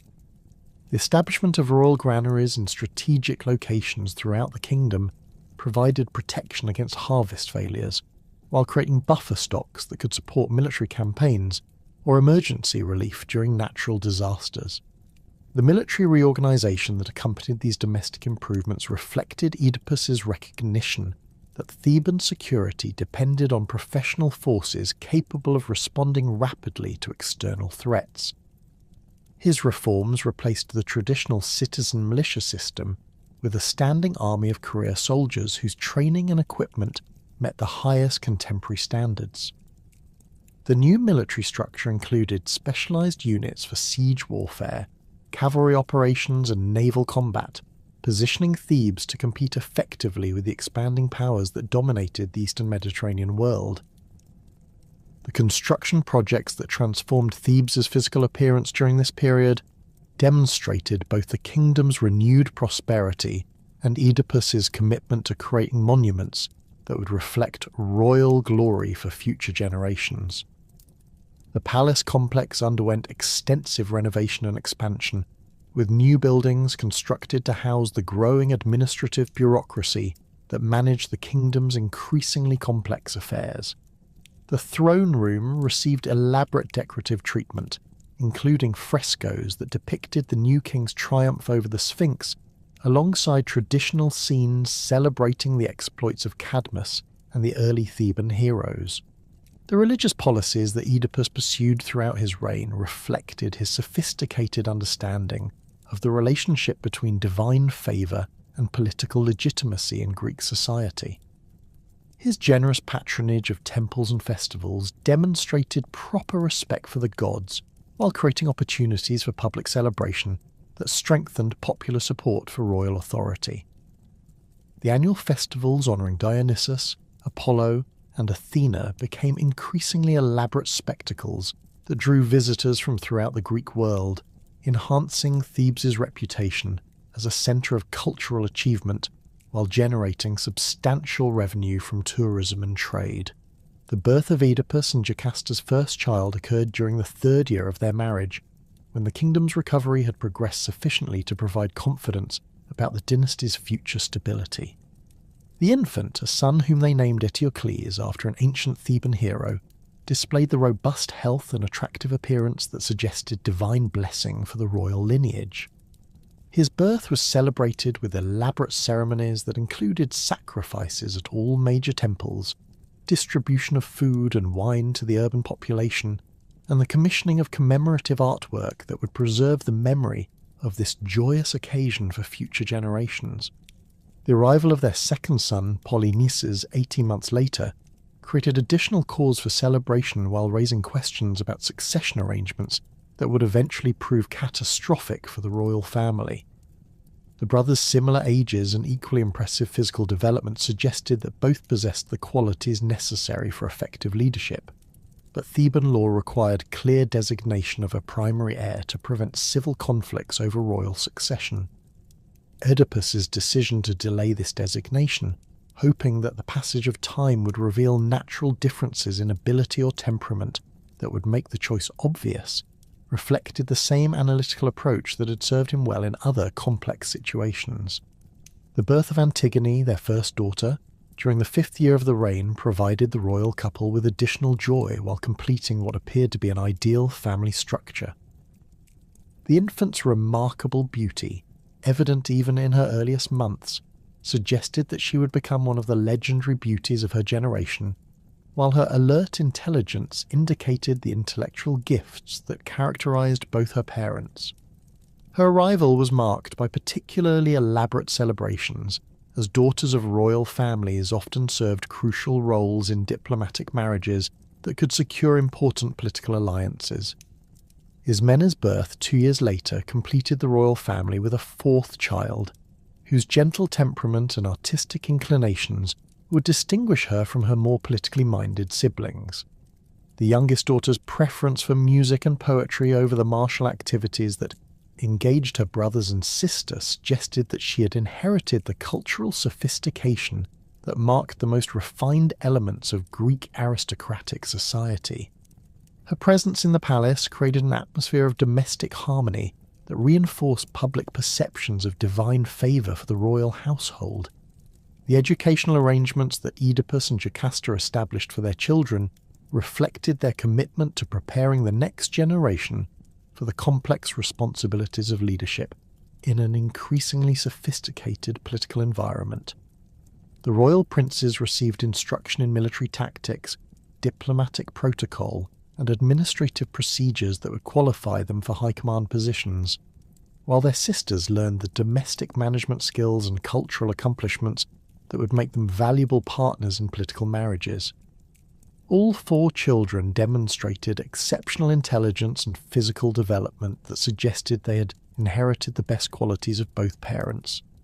The ironic contrast between the family's apparent perfection and the hidden corruption at its foundation created dramatic tension that permeated every aspect of their domestic life. Oedipus's pride in his children's achievements reflected his belief that their exceptional qualities validated his own worthiness as a ruler and father, while Jocasta's maternal devotion provided emotional fulfillment that had been missing from her previous marriage to Laius. Neither parent suspected that their offspring carried the genetic consequences of incestuous union, or that their family's prosperity was built upon violations of natural law that would eventually demand cosmic retribution.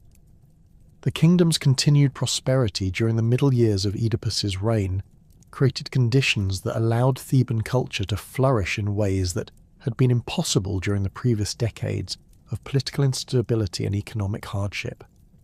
The royal court became a centre of intellectual activity that attracted scholars, poets and artists from throughout the Greek world, creating an environment of cultural sophistication that rivaled the greatest centres of Mediterranean civilization. The palace library, established during the 6th year of the reign, housed an extensive collection of written works that preserved both traditional knowledge and contemporary innovations in various fields of learning. The diplomatic achievements that mark this period reflected Oedipus's skill in managing the complex relationships between Greek kingdoms that were constantly shifting due to changing military capabilities and economic interests. His successful negotiation of trade agreements with Corinth, despite his mysterious departure from that kingdom years earlier, demonstrated remarkable diplomatic finesse that transformed potential hostility into mutually beneficial commercial cooperation. Similar agreements with Athens, Sparta, and the major Aegean islands created a network of relationships that enhanced Theban security, while providing access to markets and resources that supported continued economic growth. The legal reforms that Oedipus implemented during the 7th year of his reign addressed long-standing problems in the administration of justice that had created popular dissatisfaction with royal authority. His new legal code, based on systematic analysis of existing laws and careful study of legal practices in other Greek kingdoms, provided clearer guidelines for resolving disputes while ensuring that justice was administered fairly regardless of the social status of the parties involved.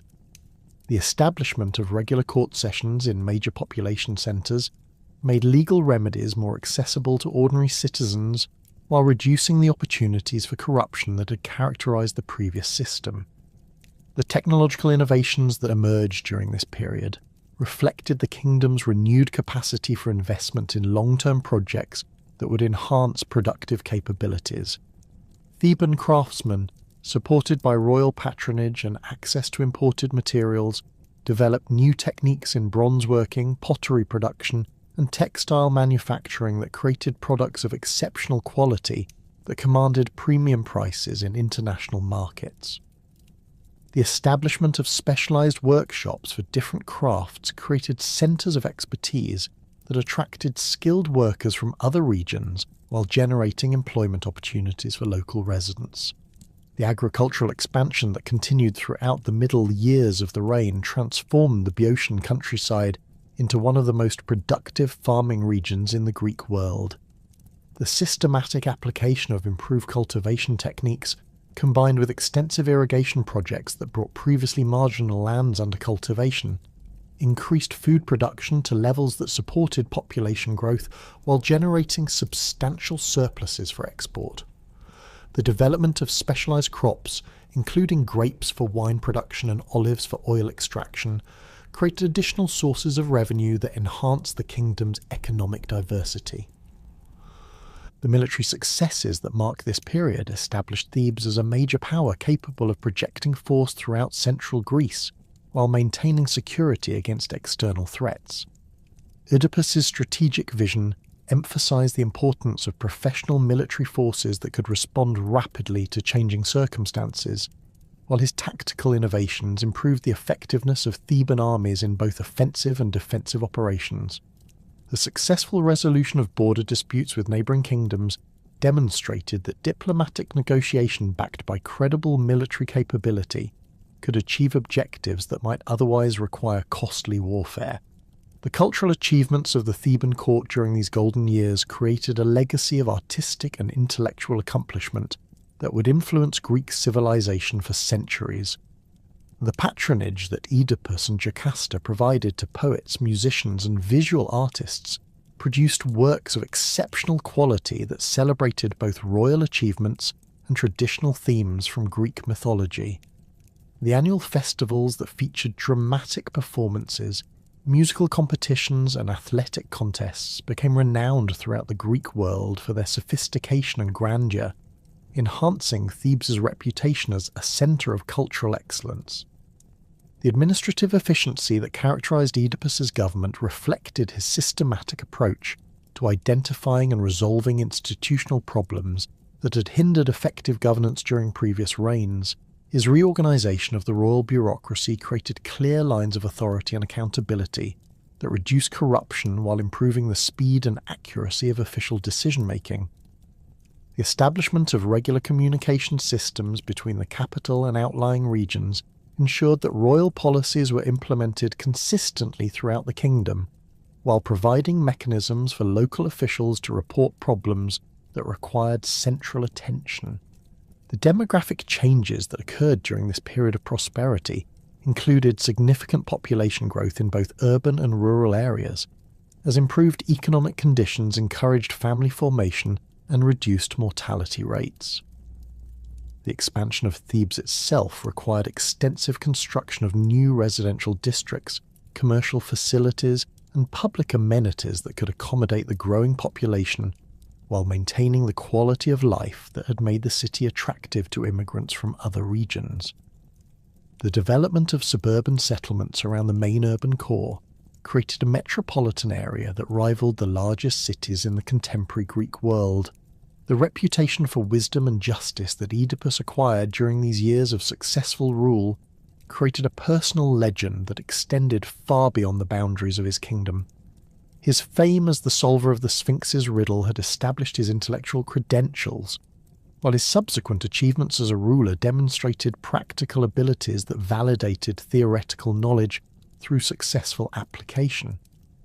Visitors to the Theban court regularly sought his advice on complex problems, while other rulers consulted him on matters of policy and strategy that required sophisticated analysis and creative solutions. The devastating plague that struck Thebes during the 15th year of Oedipus's reign arrived without warning, transforming the prosperous kingdom into a landscape of death and desperation within a matter of weeks. The first cases appeared in the crowded districts near the Agora, where merchants and craftsmen lived in close proximity that facilitated rapid transmission of the mysterious disease. Victims initially experienced high fevers accompanied by painful swelling of the lymph nodes in their necks and armpits, followed by the appearance of dark, suppurating boils that marked the final stages of the illness. Death typically occurred within 3 to 5 days of the first symptoms, leaving families devastated and communities paralysed by fear. The disease's progression through Theban society followed patterns that suggested divine punishment rather than natural contagion. The plague struck indiscriminately across social classes, claiming the lives of wealthy merchants and impoverished labourers with equal efficiency, while sparing some households entirely while devastating their immediate neighbours. Entire families perished within days of each other, leaving behind empty houses that stood as silent monuments to the catastrophe that had befallen the city. The speed and severity of the outbreak overwhelmed the kingdom's medical resources, as physicians trained in traditional healing methods proved helpless against a malady that resisted all conventional treatments. The economic impact of the plague proved almost as devastating as its human toll, as normal commercial activities ground to a halt when fear of contagion prevented people from gathering in markets or workshops. Trade caravans refused to enter Theban territory, while merchants who had previously competed for access to the kingdom's prosperous markets now avoided the region entirely.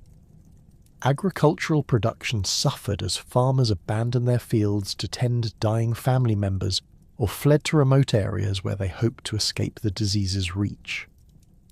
The royal treasury, which had accumulated substantial reserves during the years of prosperity, faced rapidly mounting expenses for emergency relief measures, while revenues from taxes and customs duties virtually disappeared. The psychological effects of the plague created an atmosphere of despair and superstitious terror that undermined the social cohesion that had characterized Theban society during the golden years of Oedipus's reign. Citizens who had previously taken pride in their city's achievements now whispered that the gods had withdrawn their favour from the royal house, while rumours spread that some terrible crime or pollution had brought divine wrath upon the entire kingdom. Religious observances increased dramatically as desperate people sought supernatural intervention. but even the most elaborate sacrifices and ritual purifications failed to slow the disease's relentless advance through the population. The palace itself was not immune to the plague's devastation, as several high-ranking officials and their families succumbed to the disease, despite their access to the best available medical care and their residence in the healthiest districts of the city. The royal guard suffered significant casualties that weakened the kingdom's defensive capabilities, while the administrative apparatus that had efficiently managed Theban affairs began to break down as key personnel died or fled to safety. The throne room, once filled with petitioners seeking royal justice and merchants negotiating commercial agreements, became a sombre chamber where Oedipus received increasingly desperate reports about the plague's continued spread. Oedipus's response to the crisis demonstrated both his analytical approach to complex problems and his genuine concern for his subjects' welfare. The king organised systematic efforts to identify the disease's causes and transmission patterns, consulting with physicians from throughout the Greek world while implementing public health measures designed to limit contagion. His orders for the removal and cremation of corpses, the purification of public spaces, and the distribution of food to families unable to work due to illness showed practical leadership that provided some comfort to his suffering people, even as these measures failed to address the supernatural dimensions of the catastrophe. The religious implications of the plague became increasingly apparent as traditional remedies proved ineffective and the death toll continued to mount. Ancient Greek understanding of disease recognized that certain illnesses, particularly those affecting entire communities, represented divine punishment for violations of cosmic order that required specific ritual responses to restore the gods' favour. The concept of miasma, or ritual pollution, provided the theological framework for understanding how individual crimes could contaminate entire populations, making every citizen vulnerable to supernatural retribution until the source of corruption was identified and eliminated. The doctrine of miasma held that certain acts created spiritual contamination that spread beyond the immediate perpetrator to affect their family, community, and even their kingdom. Murder, particularly the killing of family members or guests protected by sacred hospitality, generated pollution that could persist for generations until proper purification rites were performed and appropriate justice was achieved. The theological complexity of this concept meant that identifying the specific source of contamination often required divine guidance, as human investigation might fail to uncover crimes that had been concealed or forgotten over time. Oedipus's decision to consult the oracle at Delphi reflected his recognition that the plague's supernatural character demanded divine intervention rather than purely human solutions. The king's previous experience with Apollo's prophecies had taught him to approach the god's pronouncements with caution, but the desperate circumstances facing his kingdom left him no alternative to seeking the most authoritative source of divine guidance available to Greek rulers.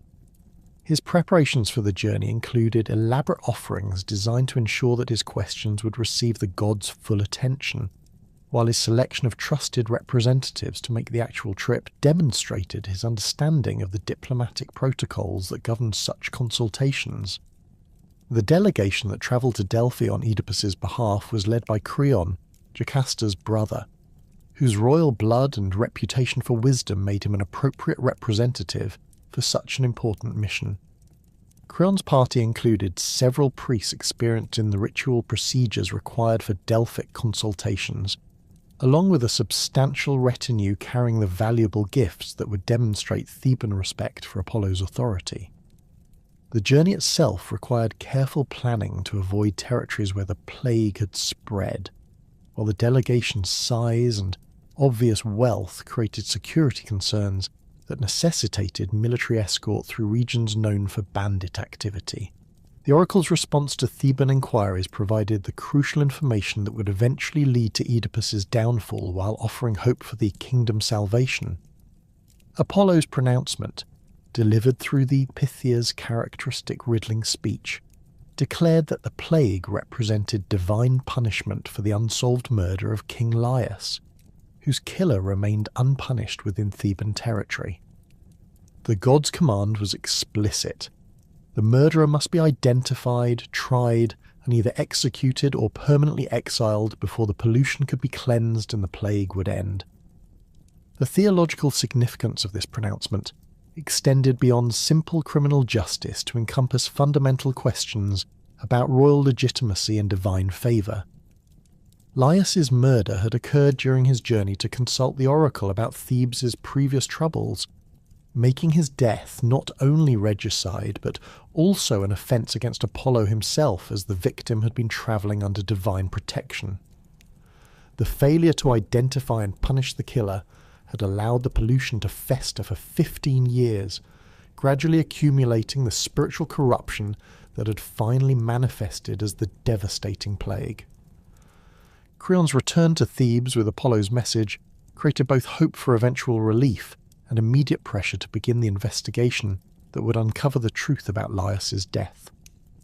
His report of the oracle's pronouncement was delivered in the palace's great hall, where Oedipus had assembled the surviving members of his council to hear the gods' response to their desperate plea for guidance. The revelation that the plague could be ended through human action rather than requiring divine mercy provided encouragement that the kingdom's suffering might have a definite conclusion, while the requirement to identify a killer from events 15 years in the past presented investigative challenges that would test the king's analytical abilities. The concept of ritual pollution that underlay Apollo's pronouncement reflected ancient Greek beliefs about the relationship between individual actions and cosmic order that had shaped religious thought for centuries.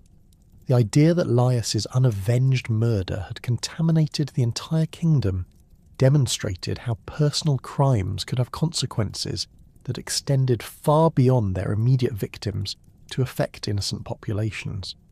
This theological understanding made every citizen of Thebes complicit in the pollution until justice was achieved, creating moral pressure for cooperation in the investigation that would identify the guilty party. Oedipus's immediate response to the oracle's message demonstrated the decisive leadership that had characterized his reign, while revealing the intellectual pride that would ultimately destroy him.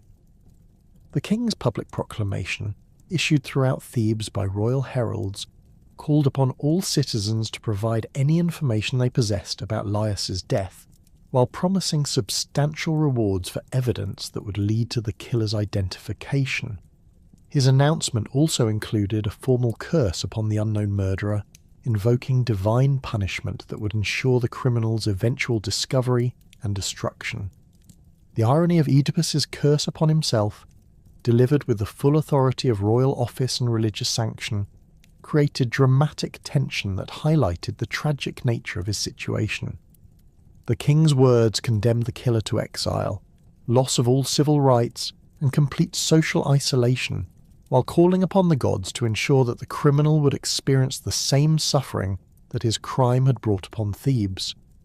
The curse's specific terms included provisions that would make the murderer's life a living death, cut off from all human contact and divine favour until his eventual destruction provided final justice for his victim.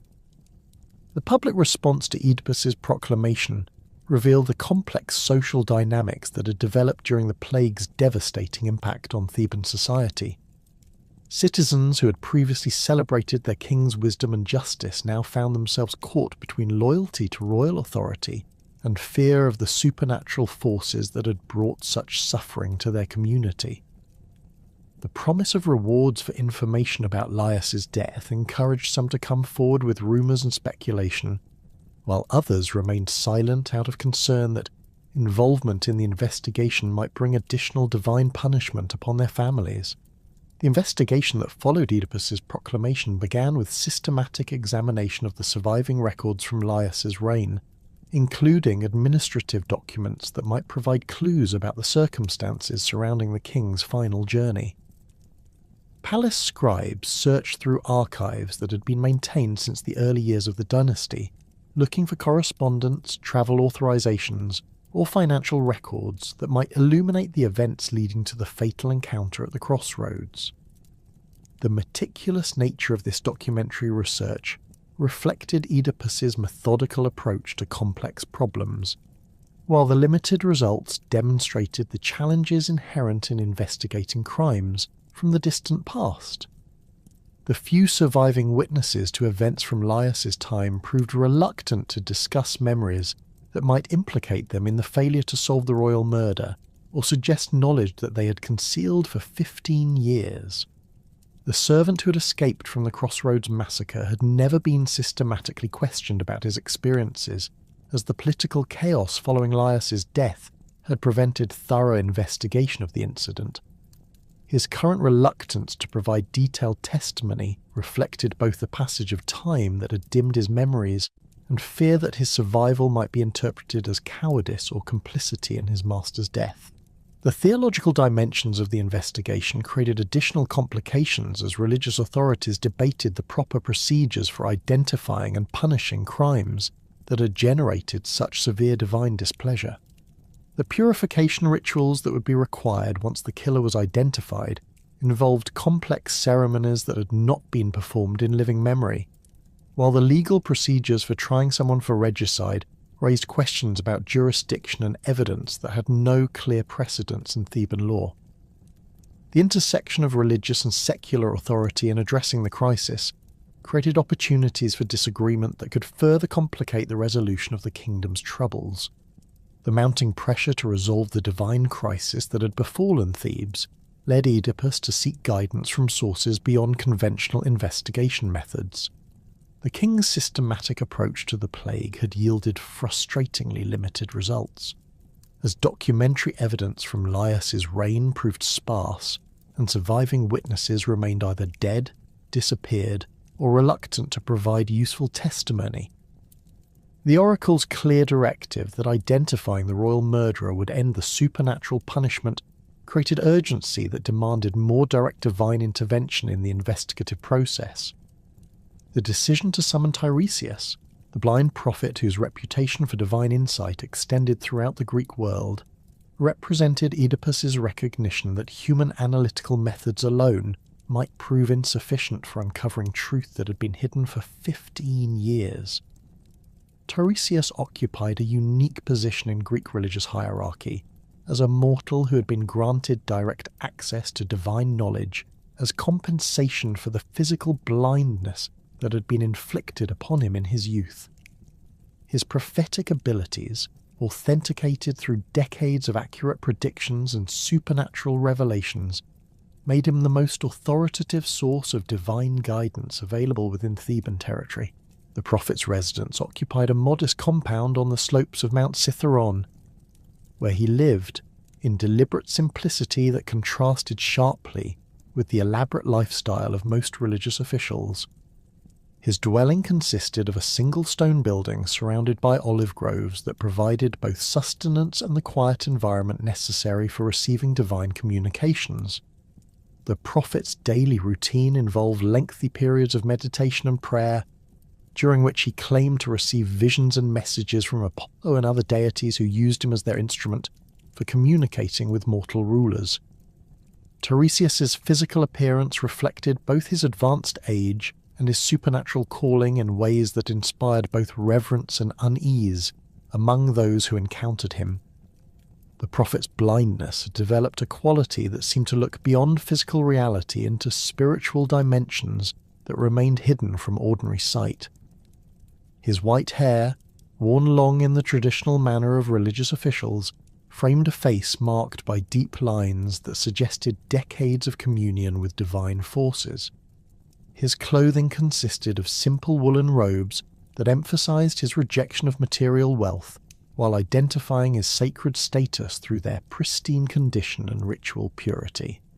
The prophet's reluctance to become involved in the investigation of Laius's murder reflected his understanding of the dangerous implications that divine truth might hold for those who sought it without adequate preparation.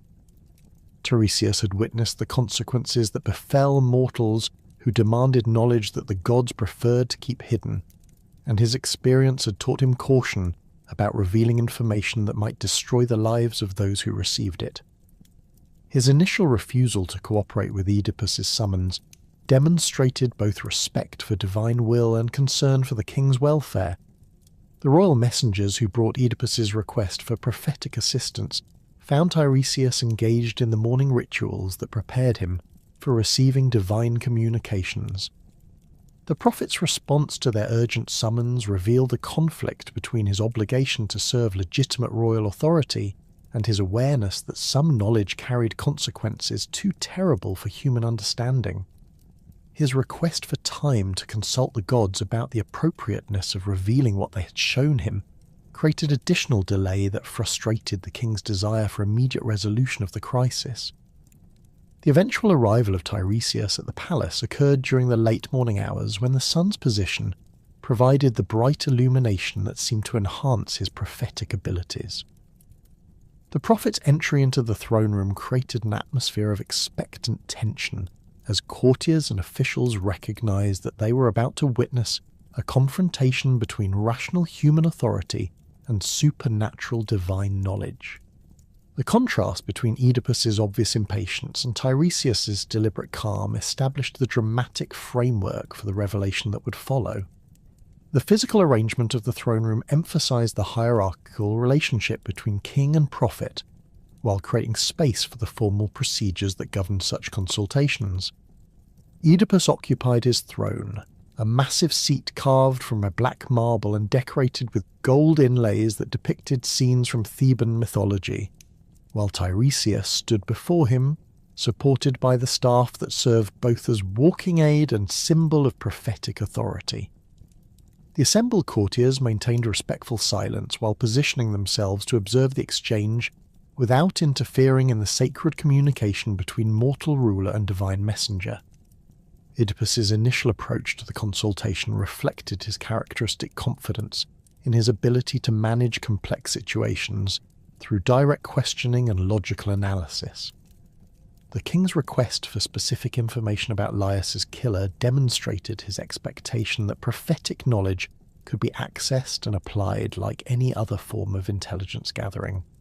His assumption that Tiresias would provide clear, actionable information that could be immediately used to resolve the crisis revealed the same intellectual pride that had marked his solution to the Sphinx's riddle and his subsequent achievements as ruler. The prophet's response to these direct questions revealed the fundamental difference between divine knowledge and human understanding that would create the central conflict of their encounter. Tiresias's initial reluctance to provide specific details about the murder reflected his awareness that the truth involved complexities that went far beyond simple criminal identification. His cryptic warnings about the dangers of seeking knowledge that mortals were not prepared to receive demonstrated the theological principle that divine revelation must be approached with appropriate humility and reverence. The escalating tension between king and prophet, developed as Oedipus's frustration with indirect answers, led to increasingly demanding requests for clear, unambiguous information. The king's impatience with what he interpreted as deliberate obscurity reflected his assumption that religious officials should serve royal authority by providing useful guidance rather than mystical pronouncements that required interpretation. His growing irritation with Tiresias's evasive responses demonstrated the psychological pressure created by his responsibility for ending the plague that was destroying his kingdom and his subjects. The moment when Tiresias finally revealed his knowledge of Oedipus's guilt created a dramatic confrontation that exposed the fundamental conflict between human pride and divine truth. The prophet's accusation that the king himself was Laius's killer struck the assembled courtiers like a physical blow, creating shocked silence that reflected their inability to comprehend such an impossible revelation. The specific terms of Tiresias's pronouncement left no room for misinterpretation, as he declared that the man who sought the murderer was himself the criminal whose pollution had brought divine punishment upon Thebes. The theological implications of this accusation extended far beyond simple criminal charges to encompass questions about the nature of fate divine justice, and human responsibility that had profound significance for Greek religious understanding. Tiresias's revelation suggested that Oedipus's entire reign had been built upon a foundation of unknowing guilt that had gradually accumulated the spiritual corruption now manifesting as plague. The prophet's words implied that the king's apparent success and divine favour had been illusions masking a deeper reality of cosmic violation that demanded ultimate punishment. The theme of physical versus spiritual blindness emerged as the central metaphor of the confrontation between Oedipus and Tiresias, highlighting the ironic relationship between sight and knowledge that would define the tragedy's resolution. The prophet's physical blindness contrasted sharply with his supernatural ability to perceive truth that remained hidden from those who possessed normal vision, while Oedipus's keen eyesight accompanied a spiritual blindness that prevented him from recognizing his own guilt and the consequences of his actions. The dramatic irony of this contrast became apparent as Tiresias pointed out that the king who prided himself on solving the Sphinx's riddle had failed to understand the most important puzzle of his own identity and destiny. The prophet's observation that Oedipus could see physical objects clearly while remaining blind to spiritual realities created a theological commentary on the limitations of human intelligence when confronted with divine truth.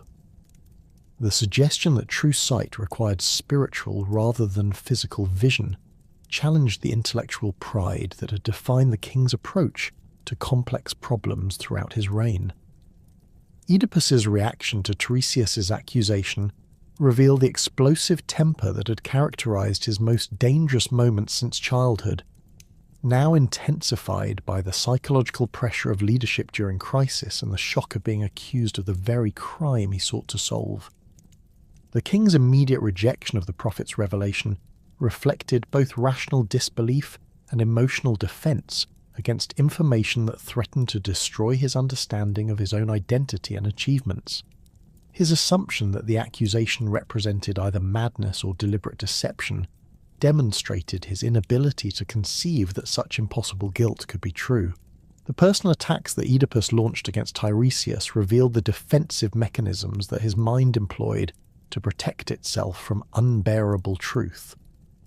The king's accusations that the prophet was either senile or corrupt reflected his need to discredit the source of information that challenged his fundamental assumptions about himself and his past.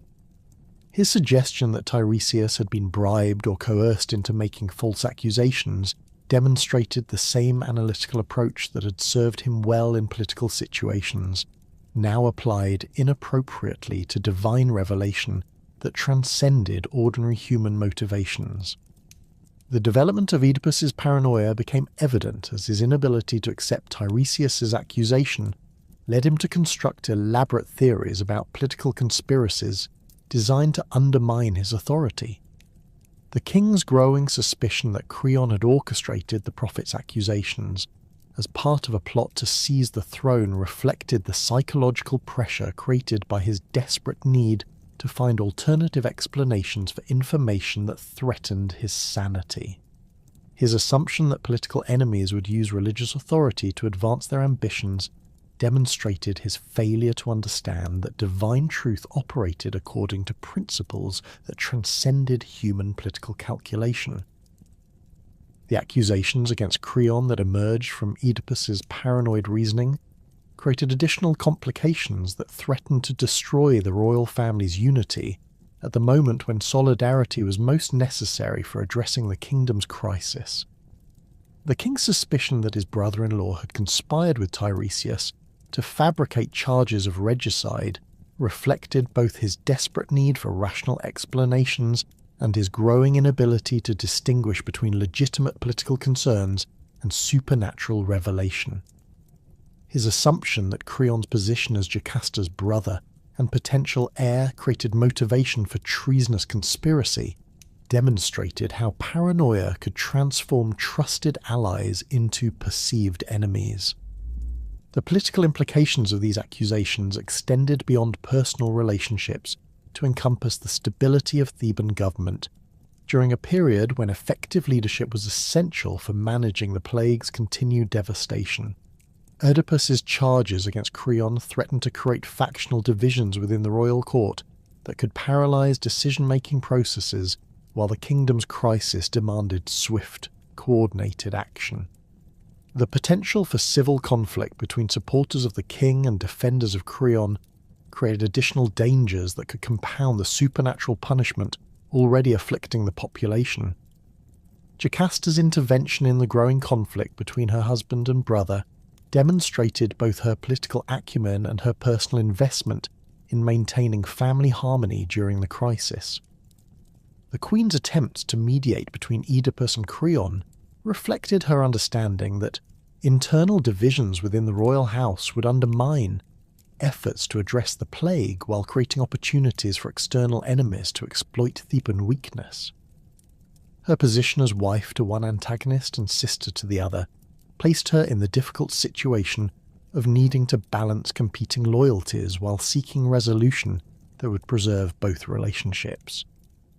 The Queen's approach to resolving the conflict revealed her pragmatic understanding of the relationship between religious authority and political necessity that had been shaped by her years of experience in royal administration. Jocasta's attempts to dismiss prophetic pronouncements as unreliable superstition reflected her belief that practical solutions to real problems required rational analysis rather than mystical speculation. Her argument that prophecies had proven false in the past, citing examples from her own experience, demonstrated her confidence that human intelligence could provide better guidance than divine revelation for addressing contemporary challenges. The specific example that Jocasta offered to support her skepticism about prophetic accuracy involved her recollection of the oracle's prediction about her first marriage to Laius, which had warned that any son born to them would kill his father and marry his mother. Her explanation that this prophecy had proven false because their infant son had died shortly after birth, killed by exposure on Mount Cithaeron, provided what seemed like definitive evidence that divine predictions could be wrong. Her confidence that the child's death had prevented the prophecy's fulfillment demonstrated her belief that human action could successfully circumvent divine will. The dramatic irony of Jocasta's argument became apparent to contemporary audiences who understood that her evidence against prophetic reliability actually provided confirmation of the oracle's accuracy, as the child she believed to have died had actually survived to fulfill the prediction in ways that neither parent had recognized. Her description of the infant's death by exposure, including details about the pierced ankles that had been intended to prevent survival, created mounting tension as the audience recognized clues that would eventually lead to the truth's revelation. The psychological impact of Jocasta's revelation about the exposed infant began to penetrate Oedipus's defensive mechanisms as specific details triggered memories that he had never fully examined or understood. The Queen's description of Mount Cithaeron as the location where the child had been abandoned resonated with his own vague recollections of the mountain's significance in his personal history, while her mention of pierced ankles created obvious connections to his own physical deformity. The accumulation of circumstantial evidence began to create doubt about the assumptions that had shaped his understanding of his origins and identity.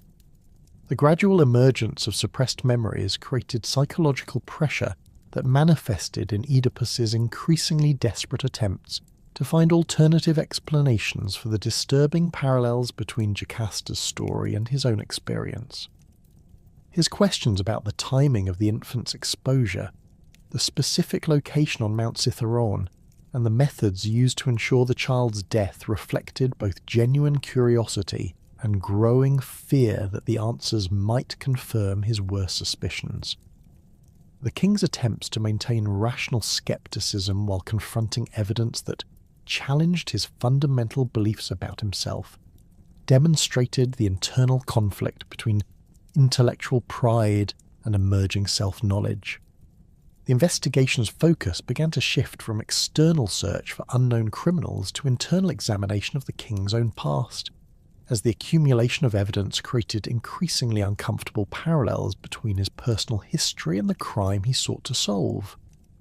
Oedipus's renewed interest in the details of his adoption by Polybus and Merope reflected his growing awareness that his understanding of his origins might be incomplete or incorrect. His decision to send for additional witnesses who might provide information about events from his infancy demonstrated both his commitment to discovering truth and his fear of what that truth might reveal. The summoning of the surviving servant from Laius's fatal journey represented the final stage of investigation that would provide definitive evidence about the king's guilt while completing the tragic revelation that had been building throughout the confrontation with Tiresias and the discussion with Jocasta. The old man's reluctance to return to the palace reflected both his advanced age and his awareness that his testimony might have consequences that would affect the entire royal family. His knowledge of events from both the Crossroads massacre and the infant's exposure on Mount Cithaeron positioned him as the crucial witness whose evidence would finally resolve all remaining doubts about Oedipus's identity and guilt. The tension in the throne room reached its breaking point as Oedipus processed Jocasta's revelations about the exposed infant, his mind racing to connect details that seemed to align with disturbing precision to his own mysterious origins. The king's scarred ankles, which had provided his name and marked him throughout his life, suddenly took on sinister significance as potential evidence of a connection to the child Jocasta described. The mounting circumstantial evidence created a psychological pressure that threatened to shatter his carefully constructed understanding of his identity and destiny. The arrival of the messenger from Corinth occurred at this crucial moment when Oedipus's investigation had reached the point where external confirmation or denial of his fears would determine whether his growing suspicions represented paranoid delusion or terrible truth. The messenger, a weathered man in his 60s whose travel-stained clothing and exhausted appearance testified to the urgency of his journey, brought news that would initially seem to provide relief from the king's mounting anxieties about his relationship to the prophecy that had driven him from his adoptive homeland. The Corinthian herald's announcement that King Polybus had died peacefully in his sleep after a brief illness created an immediate sense of liberation for Oedipus, who interpreted this news as evidence that Apollo's prophecy had been proven false. The death of the man he believed to be his father from natural causes, without any involvement from his son, seemed to demonstrate that divine predictions could indeed fail to materialize when mortals took appropriate precautions.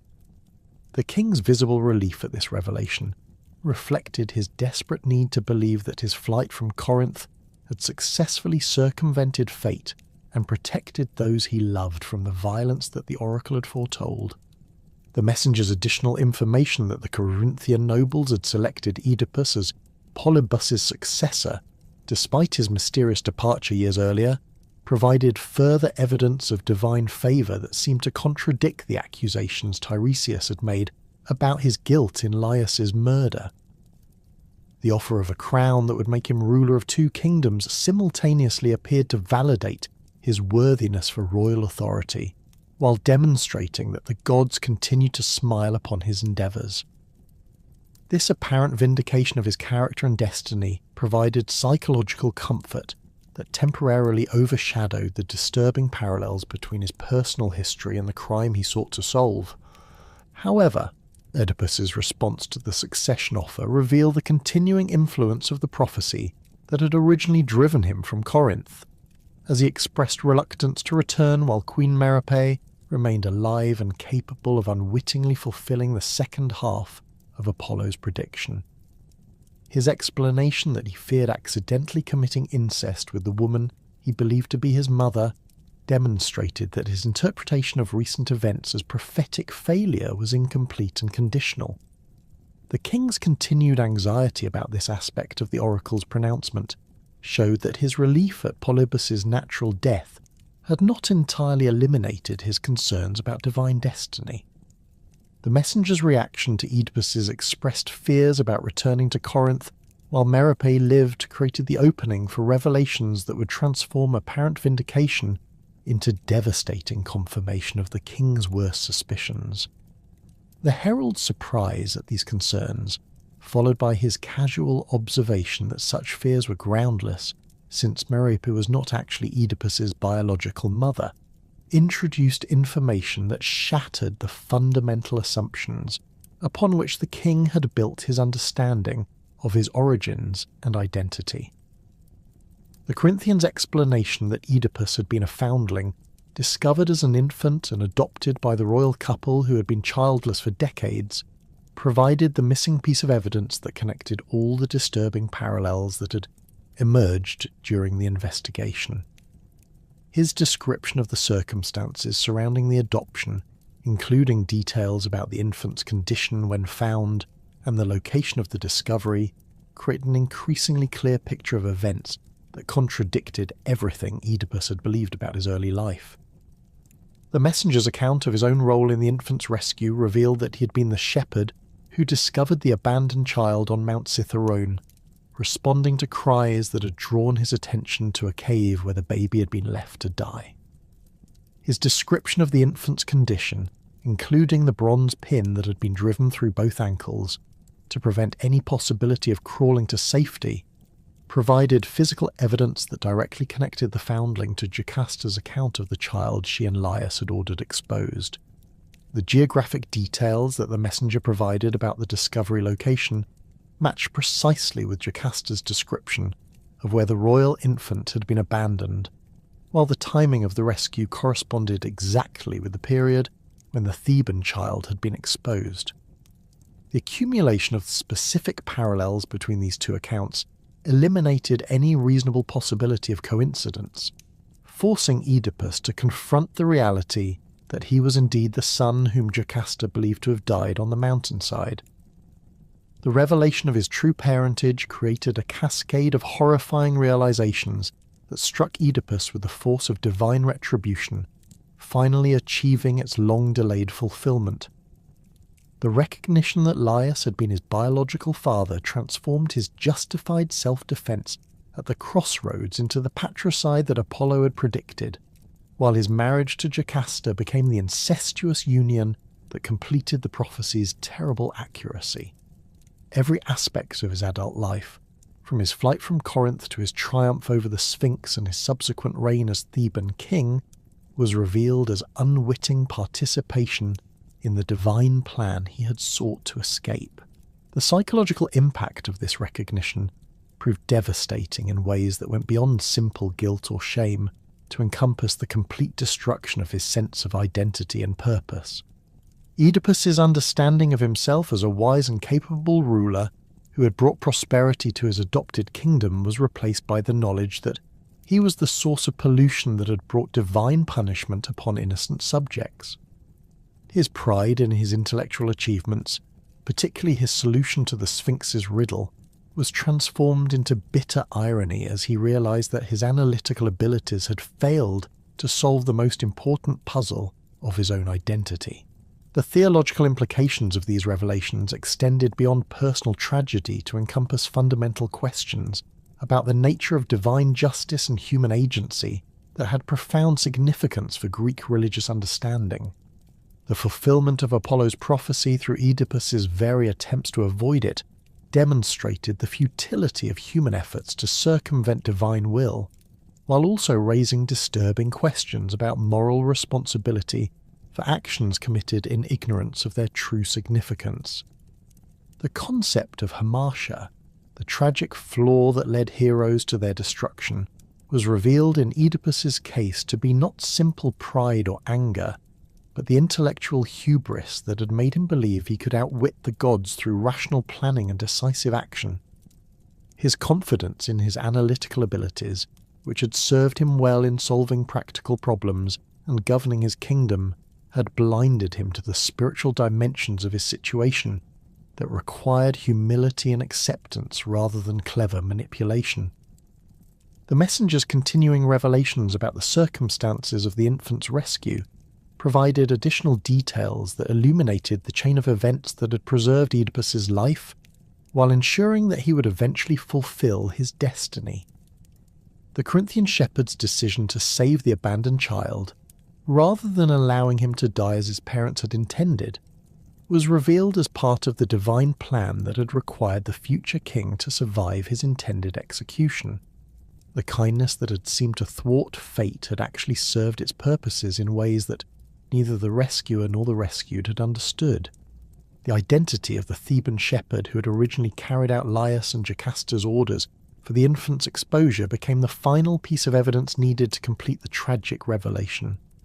The messenger's description of the man who had delivered the baby to Mount Cithaeron provided enough detail for palace officials to identify him as a servant who still lived in the royal household, having served the family for decades without ever revealing his knowledge of the dark secret that had shaped the kingdom's destiny.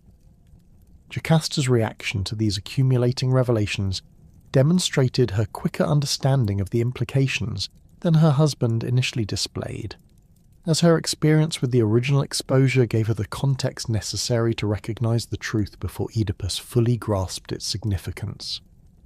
The queen's growing horror as the messenger's account confirmed her worst fears about the infant's survival was evident in her desperate attempts to prevent the investigation from continuing to its inevitable conclusion.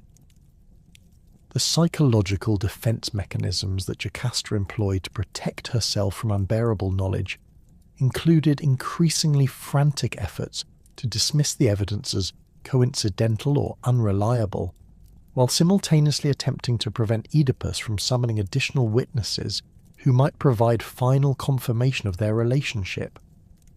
Her pleas that he abandon the investigation reflected both her love for him and her recognition that some truths were too devastating for human minds to bear without complete destruction. The Queen's final desperate attempt to prevent the complete revelation involved her urgent departure from the throne room, fleeing the scene before the last witness could provide testimony that would eliminate any remaining doubt about the incestuous nature of their marriage and the pollution that had contaminated their children. Her flight represented both acknowledgement of the truth she could no longer deny and a futile attempt to escape the consequences of knowledge that had already been revealed. The summoning of the elderly Theban shepherd who had originally exposed the infant represented the final stage of investigation that would provide definitive confirmation of Oedipus's identity, while completing the tragic recognition that had been building throughout the confrontation with multiple sources of evidence. The old man's reluctance to appear before the king reflected his awareness that his testimony would destroy the royal family while potentially implicating him in the deception that had allowed the pollution to persist for decades. The shepherd's advanced age and frail condition testified to the passage of time since the original crime, while his obvious fear of royal displeasure demonstrated his understanding of the dangerous position his knowledge had created. His attempts to evade direct questioning about events from decades past reflected both the natural fading of memory over time and his recognition that honesty would have catastrophic consequences for everyone involved. The physical evidence that the shepherd's testimony would provide included his first-hand knowledge of the infant's condition when he had been ordered to expose him, his awareness of the specific location where the abandonment had occurred, and his potential recognition of the adult king as the child he'd been commanded to kill. The convergence of this testimony with the Corinthian messenger's account would eliminate any possibility of misunderstanding or alternative interpretation of the evidence. The moment of complete anagnorisis approached as Oedipus prepared to confront the final witness whose testimony would confirm his identity as both patricide and participant in incestuous marriage, transforming him from celebrated ruler into the source of pollution that had brought divine punishment upon his kingdom and subjects. The elderly Theban shepherd's arrival at the palace marked the final convergence of evidence that would complete Oedipus's tragic recognition of his true identity and crimes. The old man, now bent with age and trembling from both physical infirmity and terror at being summoned before the king during such a crisis, represented the last living link to the events that had shaped the royal family's destiny. His weathered face, marked by decades of outdoor labour and the particular wariness that came from serving powerful masters whose secrets could prove dangerous to those who knew them, reflected his understanding that his testimony would have consequences far beyond simple historical clarification. The shepherd's reluctant confirmation of the Corinthian messenger's account provided the definitive evidence that Oedipus had been the infant ordered exposed by Laius and Jocasta 20 years earlier. His detailed recollection of the child's condition when he had received orders to abandon him on Mount Cithaeron included specific descriptions of the bronze pin driven through the infant's ankles and the remote cave location selected to ensure death by exposure or wild animals. The precision of these details, matching exactly with both the messenger's rescue account and Oedipus's own physical scarring, eliminated any remaining possibility that the convergence of evidence represented mere coincidence. The shepherd's additional testimony revealed the personal conflict he had experienced when ordered to kill the royal infant, as his natural reluctance to murder a helpless child had led him to hope that exposure might allow divine intervention to save the baby's life, while technically fulfilling his master's commands. His decision to pierce the infant's ankles, rather than employing more immediately fatal methods, reflected both obedience to specific royal instructions and a psychological compromise that allowed him to avoid direct infanticide, while still ensuring that survival would be virtually impossible. The old man's recognition of the adult Oedipus as the child he had been ordered to destroy created the final confirmation that completed the tragic revelation. His identification was based not only on the distinctive ankle scarring, but also on facial features that had reminded him of King Laius throughout the years of the current reign, similarities he had attributed to coincidence rather than actual blood relationship. The shepherd's admission that he'd sometimes wondered about the resemblance, while never daring to voice such dangerous speculation, revealed how the truth had been hidden in plain sight throughout Oedipus's rule. The psychological impact of this complete confirmation struck Oedipus with the devastating force of divine retribution, finally achieving its perfect fulfillment. The king's recognition that every action he had taken to avoid his prophesied fate had actually served to bring it about more completely than passive acceptance might have achieved, created a sense of cosmic helplessness that shattered his fundamental beliefs about human agency and rational control over destiny.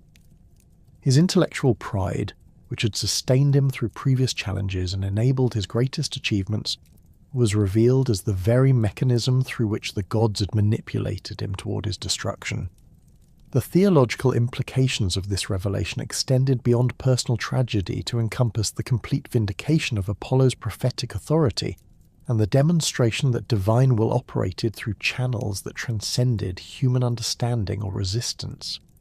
Oedipus's fate proved that the gods possessed knowledge and power that made mortal attempts at circumvention not merely futile but actually counterproductive, as human efforts to avoid destiny became the instruments of its accomplishment.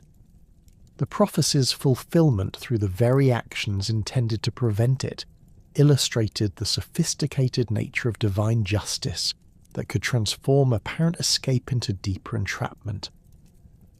The immediate aftermath of this recognition created chaos within the palace as news of the king's true identity spread rapidly through the royal household and began to reach the broader population of Thebes.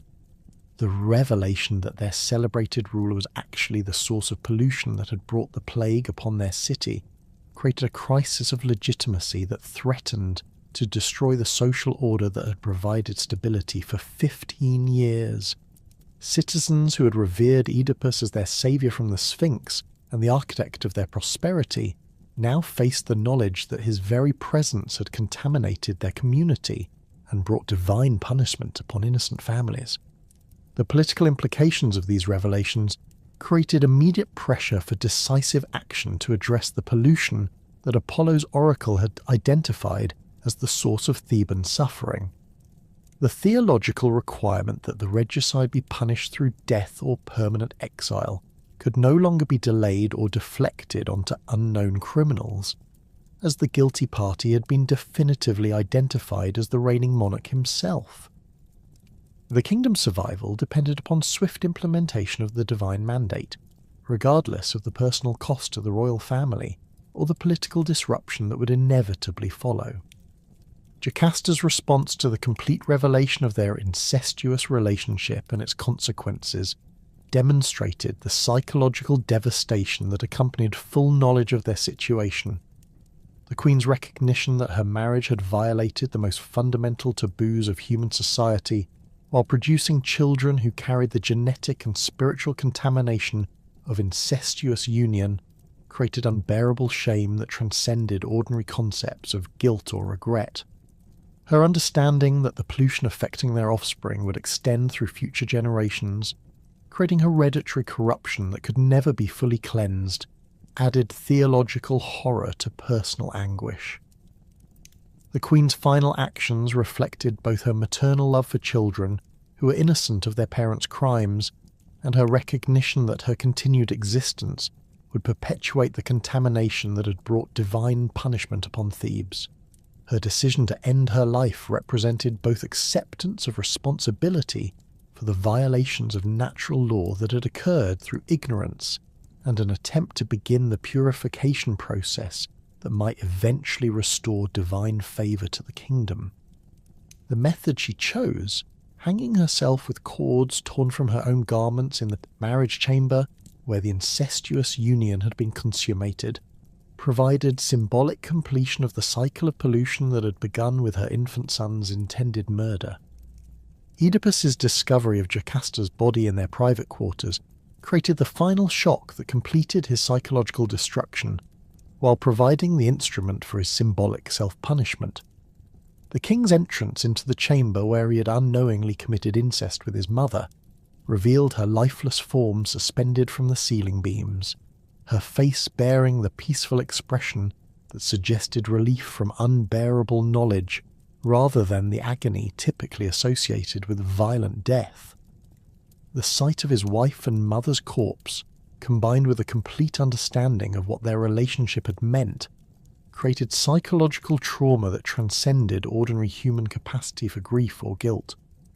The golden brooches that had fastened Jocasta's ceremonial robes, ornate pieces of jewellery that had been wedding gifts celebrating their marriage and symbols of royal status throughout their years together, became the instruments through which Oedipus inflicted the physical punishment that matched his spiritual blindness. His removal of these brooches from his dead wife's clothing and his systematic use of their sharp pins to destroy his own eyes represented both literal self-mutilation and symbolic recognition of the irony that had defined his tragedy.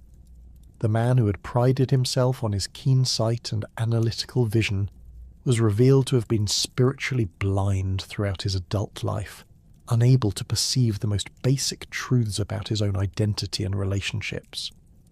The self-inflicted blindness that Oedipus imposed upon himself served multiple symbolic and practical purposes that reflected both his understanding of divine justice and his psychological need for punishment that matched the magnitude of his crimes.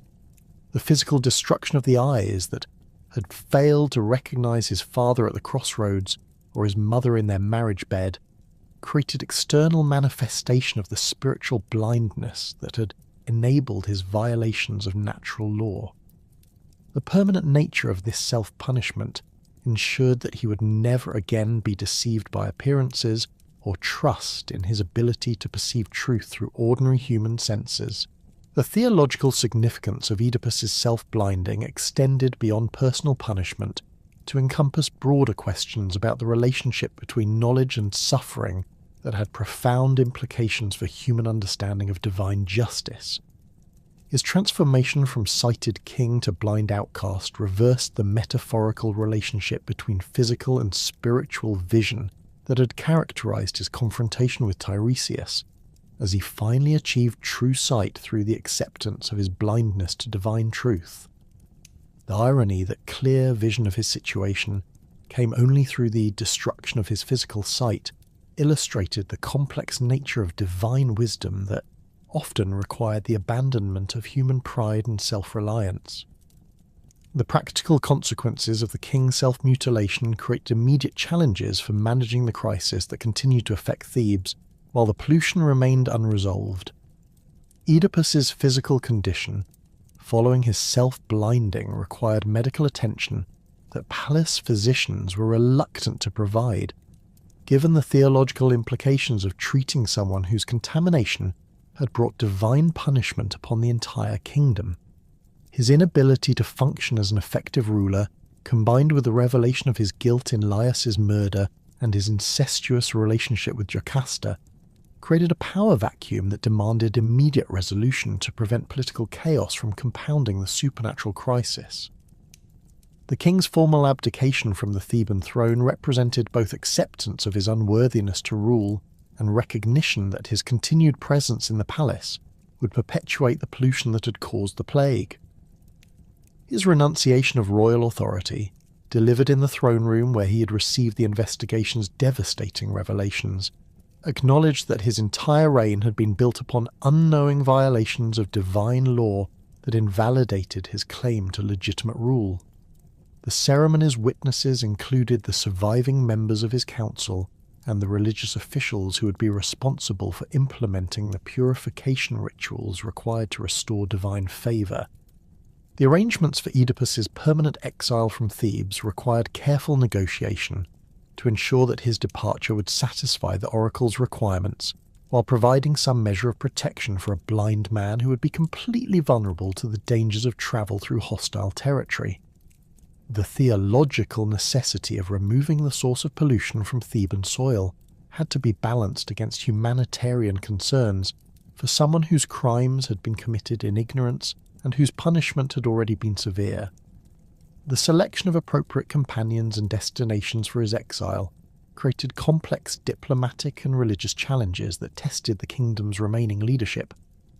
Creon's assumption of regency authority, pending the maturation of Oedipus's sons, provided institutional continuity during the transition period, while the kingdom recovered from the revelation of royal pollution and its consequences. His position as Jocasta's brother and the children's uncle gave him legitimate claim to serve as guardian and regent, while his reputation for practical wisdom and political moderation offered hope for stable governance during the difficult period of recovery and purification.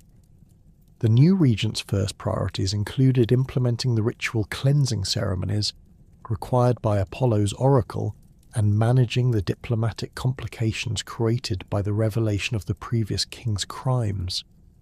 The tragic aftermath for Oedipus's children created long-term consequences that would extend the family's suffering through future generations, as their contaminated bloodline carried the genetic and spiritual pollution of incestuous union into the next phase of Theban history. Eteocles and Polynices, now revealed as products of their father's unknowing marriage to his mother, faced the dual burden of inherited guilt and the practical challenges of establishing their own legitimacy as potential rulers despite their corrupted origins. Their sister Antigone's fierce loyalty to family obligations would eventually create conflicts with state authority that would result in additional tragedy, while Ismene's gentler nature would provide insufficient protection against the hereditary curse that continued to affect their lineage. The theological implications of the children's contaminated status created complex questions about their capacity for normal human relationships and their eligibility for royal succession that would influence Theban politics for decades to come. The pollution inherited from their parents' incestuous union was understood to affect their fundamental nature in ways that might manifest through psychological instability, physical abnormalities, or divine displeasure that could bring additional punishment upon any kingdom that accepted their rule. The brothers' eventual conflict over succession rights would fulfill the continuing pattern of fraternal violence that had marked Theban royal history since the time of Cadmus and the Spartan warriors. The establishment of the foundation for future tragedies in the Theban cycle was completed through the revelation of Oedipus's crimes and their consequences, creating the narrative framework for the conflicts that would be depicted in subsequent dramatic works focusing on his children's fates. The curse that had begun with Laius's violation of Xenia at Pelops's court had achieved its first major fulfillment through the king's murder and the incestuous marriage that followed, but the pollution generated by these crimes would require additional bloodshed and suffering before the cosmic balance could be restored. The legacy of Oedipus's tragedy would influence Greek dramatic tradition and philosophical thought for centuries, as his story provided the archetypal example of how human pride and the illusion of rational control over destiny could lead to destruction that exceeded the scope of individual punishment to affect entire communities and future generations. The theological questions raised by his fate concerning the relationship between divine justice, human responsibility, and hereditary guilt would continue to challenge religious and philosophical thinkers who sought to understand the moral order that governed human existence. The immediate resolution of the plague that had prompted the investigation provided confirmation that Apollo's oracle had been accurate in identifying Oedipus as the source of Theban pollution, as the disease began to abate within days of his exile and Jocasta's death. The restoration of normal weather patterns, the recovery of agricultural productivity, and the gradual return of trade relationships demonstrated that the divine punishment had been lifted through the proper identification and expulsion of the contaminating influence. However, the deeper spiritual corruption that affected the royal bloodline would require additional generations of suffering before complete purification could be achieved. Thus concluded the central tragedy of Oedipus, whose intellectual pride and confidence in human reason had led him to attempt the impossible task of outwitting divine destiny, only to discover that his very efforts to escape fate had ensured its more complete fulfillment than passive acceptance might have achieved. His transformation from celebrated ruler to blind exile represented both the ultimate vindication of prophetic authority and a profound meditation on the limitations of human knowledge when confronted with the mysterious workings of divine justice that operated through channels beyond mortal understanding or control.